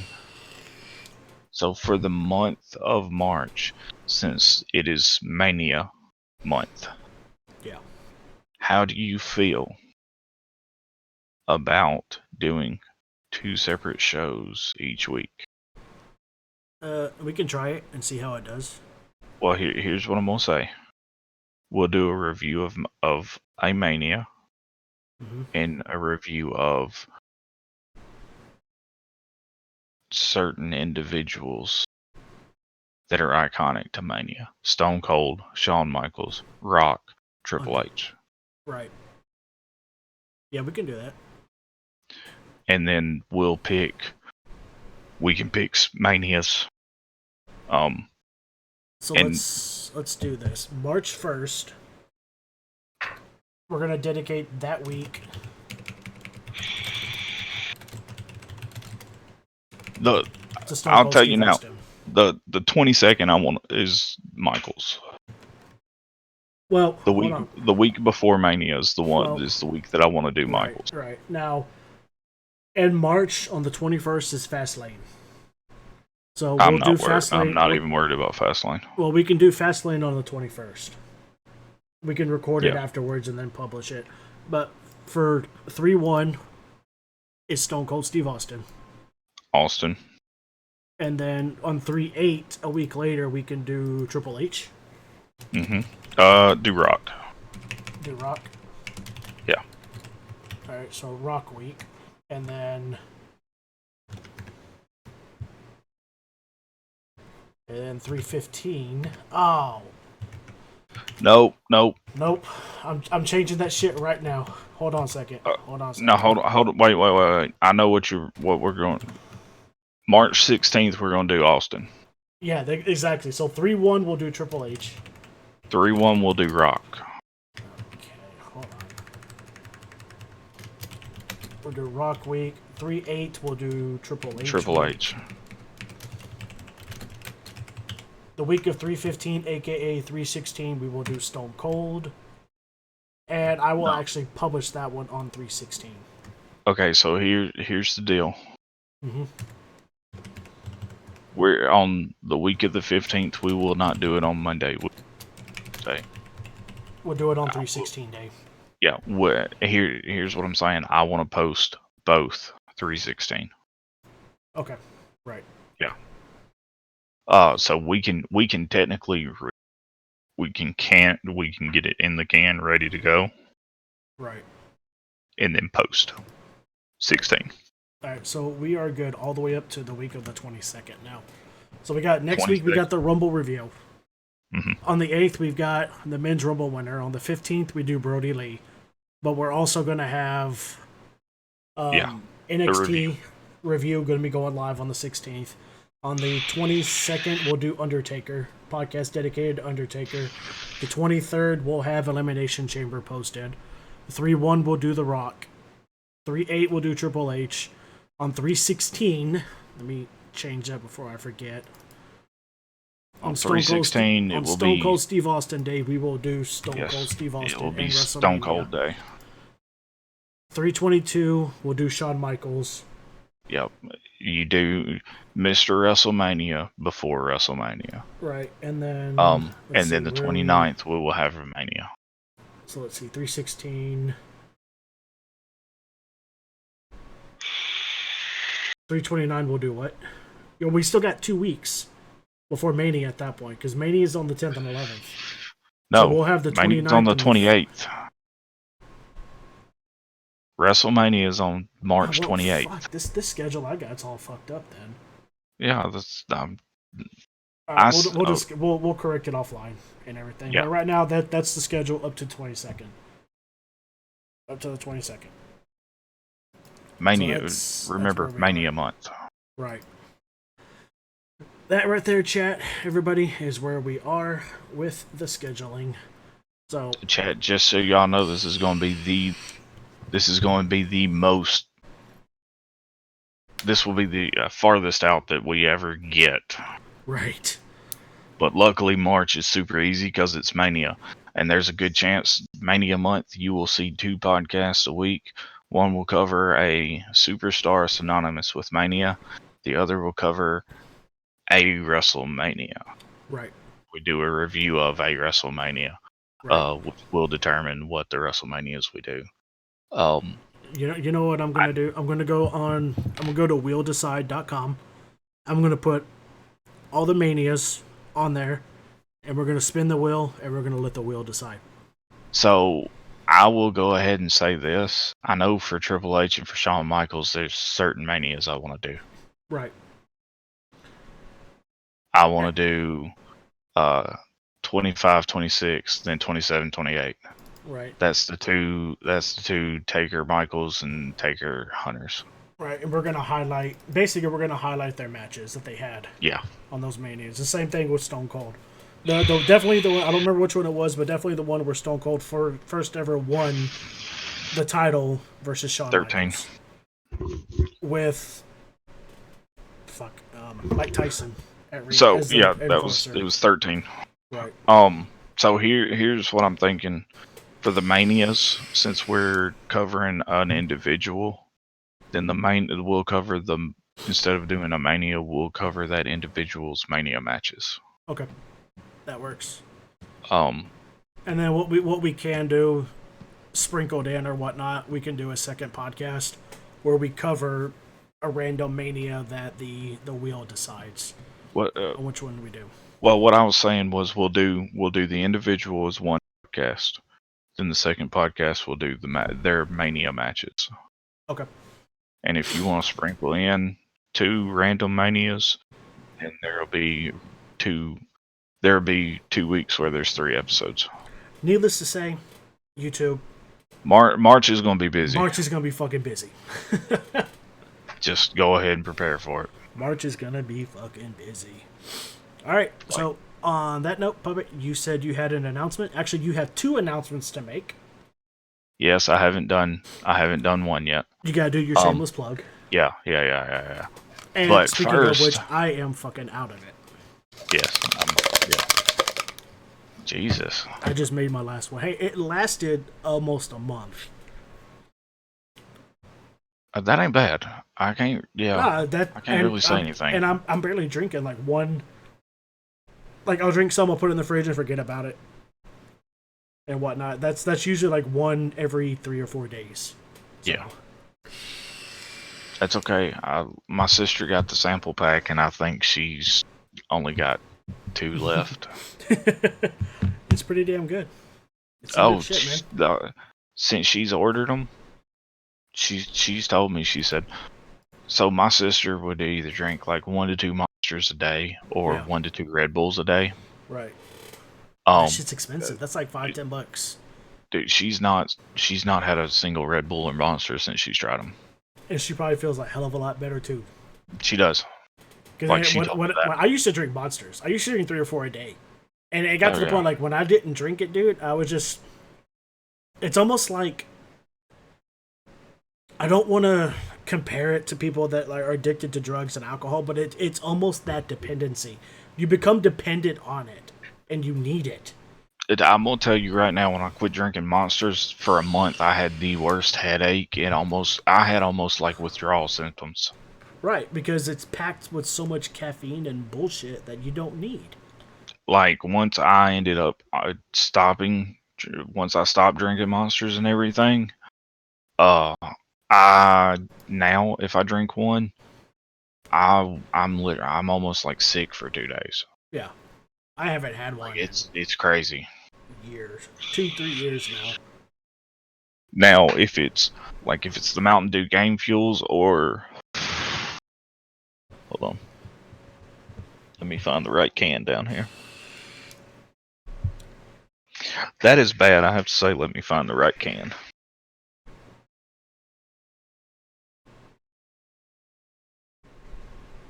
The Bang Energies. Yeah. I can do those, and I don't get sick from them. But like when it comes to the energy drinks, like the Bangs, I can drink, and it's like I can drink one every now and then. I'm okay. Yeah. If I drink a Monster, I'm sick as fuck. Yeah. I The can't. the Mountain Monsters. Dews, I can do because they don't have all the herbal. Right. It's just chock full of vitamin A's, vitamin B's. Right. It's chock full of vitamins. So, And that's what Bang is. same with Bang. Yeah, pretty sure it's the same with Bang. I don't think it has. No, that's what Bang is. Bang is vitamins and shit. Yeah. Bang has a lot of carotene. Or is it carotene? L-carotene or something that's in it? Yeah, it doesn't have the herbal stuff. Yeah. It's got vitamin, iron, vitamin D, vitamin C, vitamin B6. It has magnesium in it, but Yeah. yeah. Again, 0 carbs though, so 0 carb, 0 calorie. Right. Yeah, I'm hooked on Rogue. Yeah, there's a good chance in March that there may be some giveaways done. There you go. Maybe. Don't know yet. And if you're looking for Rogue Energy, go Puppet Master. It'll score you 10%. Yes, I was going to say the shameless plug of the night, which is now, is for Rogue Energy. Use code Puppet Master at checkout, and it will get you 10% off. Everyone that's drank that I've had try it so far has clearly liked it, as you can tell by my host 6 over here. He's it's fucking out. simple. It's a powder. The tub is $30. You get 30 servings. You're looking at $1 a serving. Basically, you get yourself a shaker. I got a 24-ouncer right here. You fill it with water, cold water, whatever. You put It's one scoop per 16. 1 scoop per 16. I put 2 scoops in this because I like a strong flavor. You shake it up just like so. If you got cold water, you pop the top and you drink it. If you ain't got cold water, you open your fridge up, you put it in the fridge, and you let the shit get cold, and then you drink it. Or if you're like me and you just drink it at room temperature, just mix it up, shake it up, let it sit for a couple minutes, and then start drinking. Exactly. No powdery taste, no chalky taste or nothing. The powder mixes in with the water 100%. You don't even notice it's there. And the flavor is fucking strong. And they have several flavors to choose from. They have 3 different lines. They have the regular, the extreme, and they are starting the shake line, which currently has 1 flavor that mixes with milk, and it is cookies and cream, and I've heard it is delicious. That is probably going to be my next one. The extremes are apple and I think strawberry lemonade. Yep. The one that I have here is grape. Then the regular is like grape popsicle, which is 6 has. Strawberry, or no, not strawberry. There's pink lemonade, blue raspberry, fruit punch. I've seen a peach iced tea, but I don't think they currently do that one now. Not yet. But I think there's like a mango pineapple as well. I don't have my kit up that has all the. I actually have a kit now that has all the current flavors in it, so yeah, I can kind of keep up with that. I finally got the media kit, and it's good. Yeah, right. But like I said, code for that is Puppet Master at checkout, and there's you can't miss it. There's a box that says promo code. Type in Puppet Master, hit apply, 10% off your order.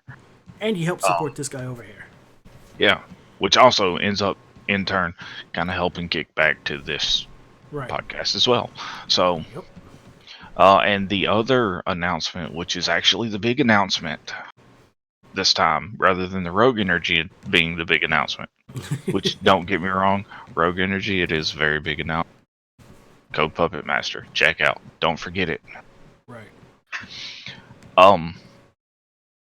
We are, and let me just double check something real quick before I say it. Okay, yeah. The other ones haven't come in yet. You can find us on Spotify. Word.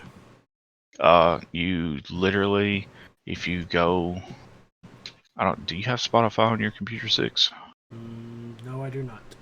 Okay, not a problem. I'm actually pulling it up on mine.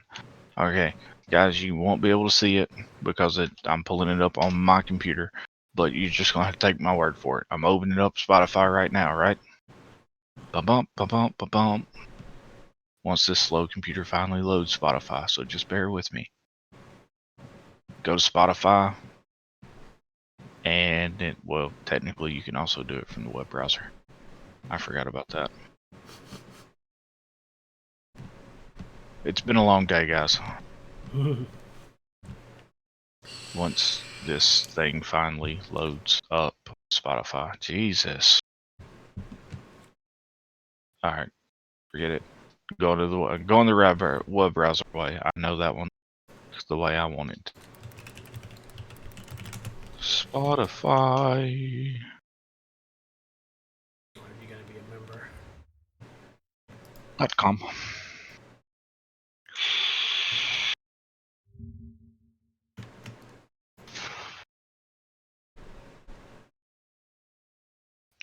Alright, so you're on Spotify. I'm launching I don't know why it doesn't just automatically launch the web player. But anyway, I'm currently launching the web player, so just bear with me.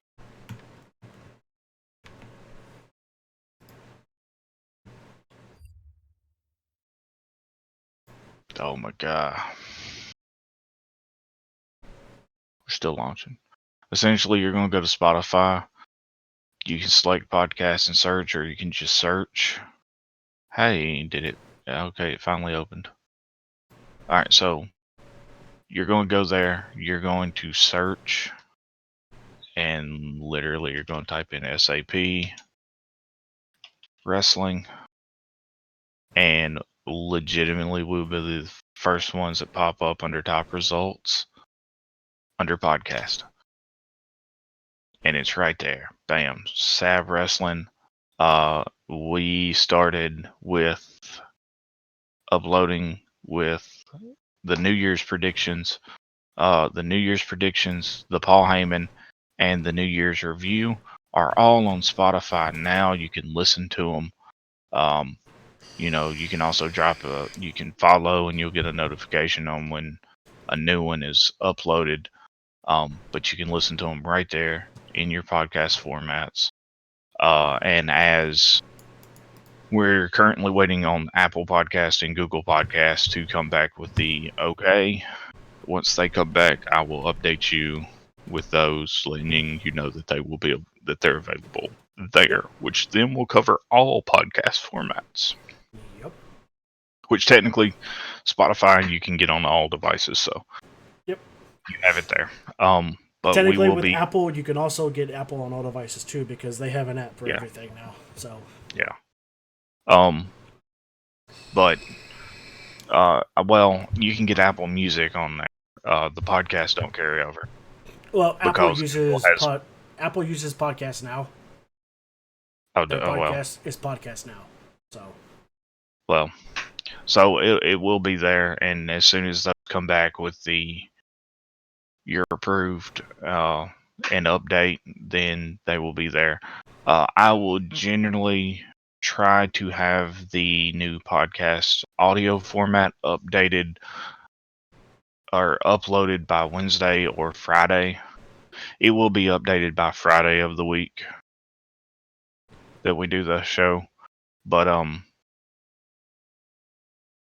you know, if everything goes right and we don't have a lot of stuff going on and we can get the audio pulled from the VODs, then we will upload them as soon as we can. But generally it'll be a couple days after it's aired, Right. except for the Austin. Yeah. The Austin episode will be on 3/16. Austin Day. Stone Cold Day. So, yes, it will be on Stone Cold Day. Yep. Um, All right. which And with essentially, if we're going to record them, we'll be able to have them ready to go. So, Right. and I can actually do the same thing like YouTube does. Yep. All right, Puppet, on that note, we're going to go ahead and sign off. I am one of your hosts, 617. You can find me on Twitch at twitch.tv/61SEV3N. That's also the same on all of my social media accounts, whether it be Twitter or Instagram. I mean, you can find me on TikTok too. I'm not active on TikTok, but I'm there. So if you want to add me, help increase the follower count, whatnot, have at it. I'm going to turn it over to my man to my left. He's going to give his outro, and then he's going to give the YouTube spiel, because he loves to do that kind of thing. That's my favorite part. As Six said, I'm Puppet. Puppet Master 2191. You can find me on Twitch at twitch.tv/Puppet Master 2191. Again, 2191. I stream a little bit of everything. Currently, right now, I'm not streaming because I'm having computer issues. That will be fixed within the next couple of months, and I cannot wait. I miss a lot of my games right now. A lot of my games. But also that means a new rig, which means better capabilities for stuff, and I'm super excited if you can't tell. You can also find me on YouTube. There's not a lot of stuff on there. I haven't got into the major content creating stuff yet because my computer's broken. I really can't get stuff to do the creating content other than the podcast. Yep, I got a few things on mine, but I'm Yeah. lazy and I just don't feel like sitting down and dedicating hours to editing videos and whatnot. My last video took me 8 hours over the course of 3 days to do, and my ADD just doesn't work that way. Look, here's what I'm gonna say: New year, new us. We're gonna hit this. We're gonna hit this grindstone. Fuck that shit. I got you. Me. Fuck that bullshit. Hey, look, there's two of us now. It'll only take a day and a half, theoretically. Theoretically. My goal is to make sure the podcast is updated the day that we do it. Is uploaded the day we do it. Yeah, but you realize when I get my new, when I do get the computer and stuff, I'm gonna be like, all right, now we really gotta get. Yeah. Which means we're going. Hopefully by then I can motivate him to stream a little bit more. We're both kind of in a rut, but we're working through it. I'm working. I'm trying. I'm trying to get the motivation. I just don't have it right now. And then between the two of us, we'll have each other's back on being able to edit and get stuff done, put up for our YouTube channels, and get this wheel a rolling, baby. Like I said, you can find me on YouTube. It is under 2191. I'm on TikTok, but I don't post anything on TikTok. TikTok is almost like YouTube for me. It's the black hole. It's a wormhole. Yeah, I just start watching random videos and try to figure out why people are doing this. I have a couple people that I like to watch on TikTok, and every time I open TikTok, I'm going to watch their videos, and then I'm in that black hole, and I'm sucked into that wormhole, and I don't even go into them. So, Do You Taco is one of my favorite ones. Or Do You Even Taco, whatever his name is. He's Marvin hilarious. Marvin for EVA, Eva. But, like I said, you can find me on Twitch. Six, like he said, you can find him on Twitch. Remember, the second E in 7 is a 3 and not an E. SEV3N. I like to be unique. And you can find me here side by side with the man over here. I'm pretty sure I got it right this time. Yep. It's muscle memory at this point. Right. Because technically I'm pointing at a window.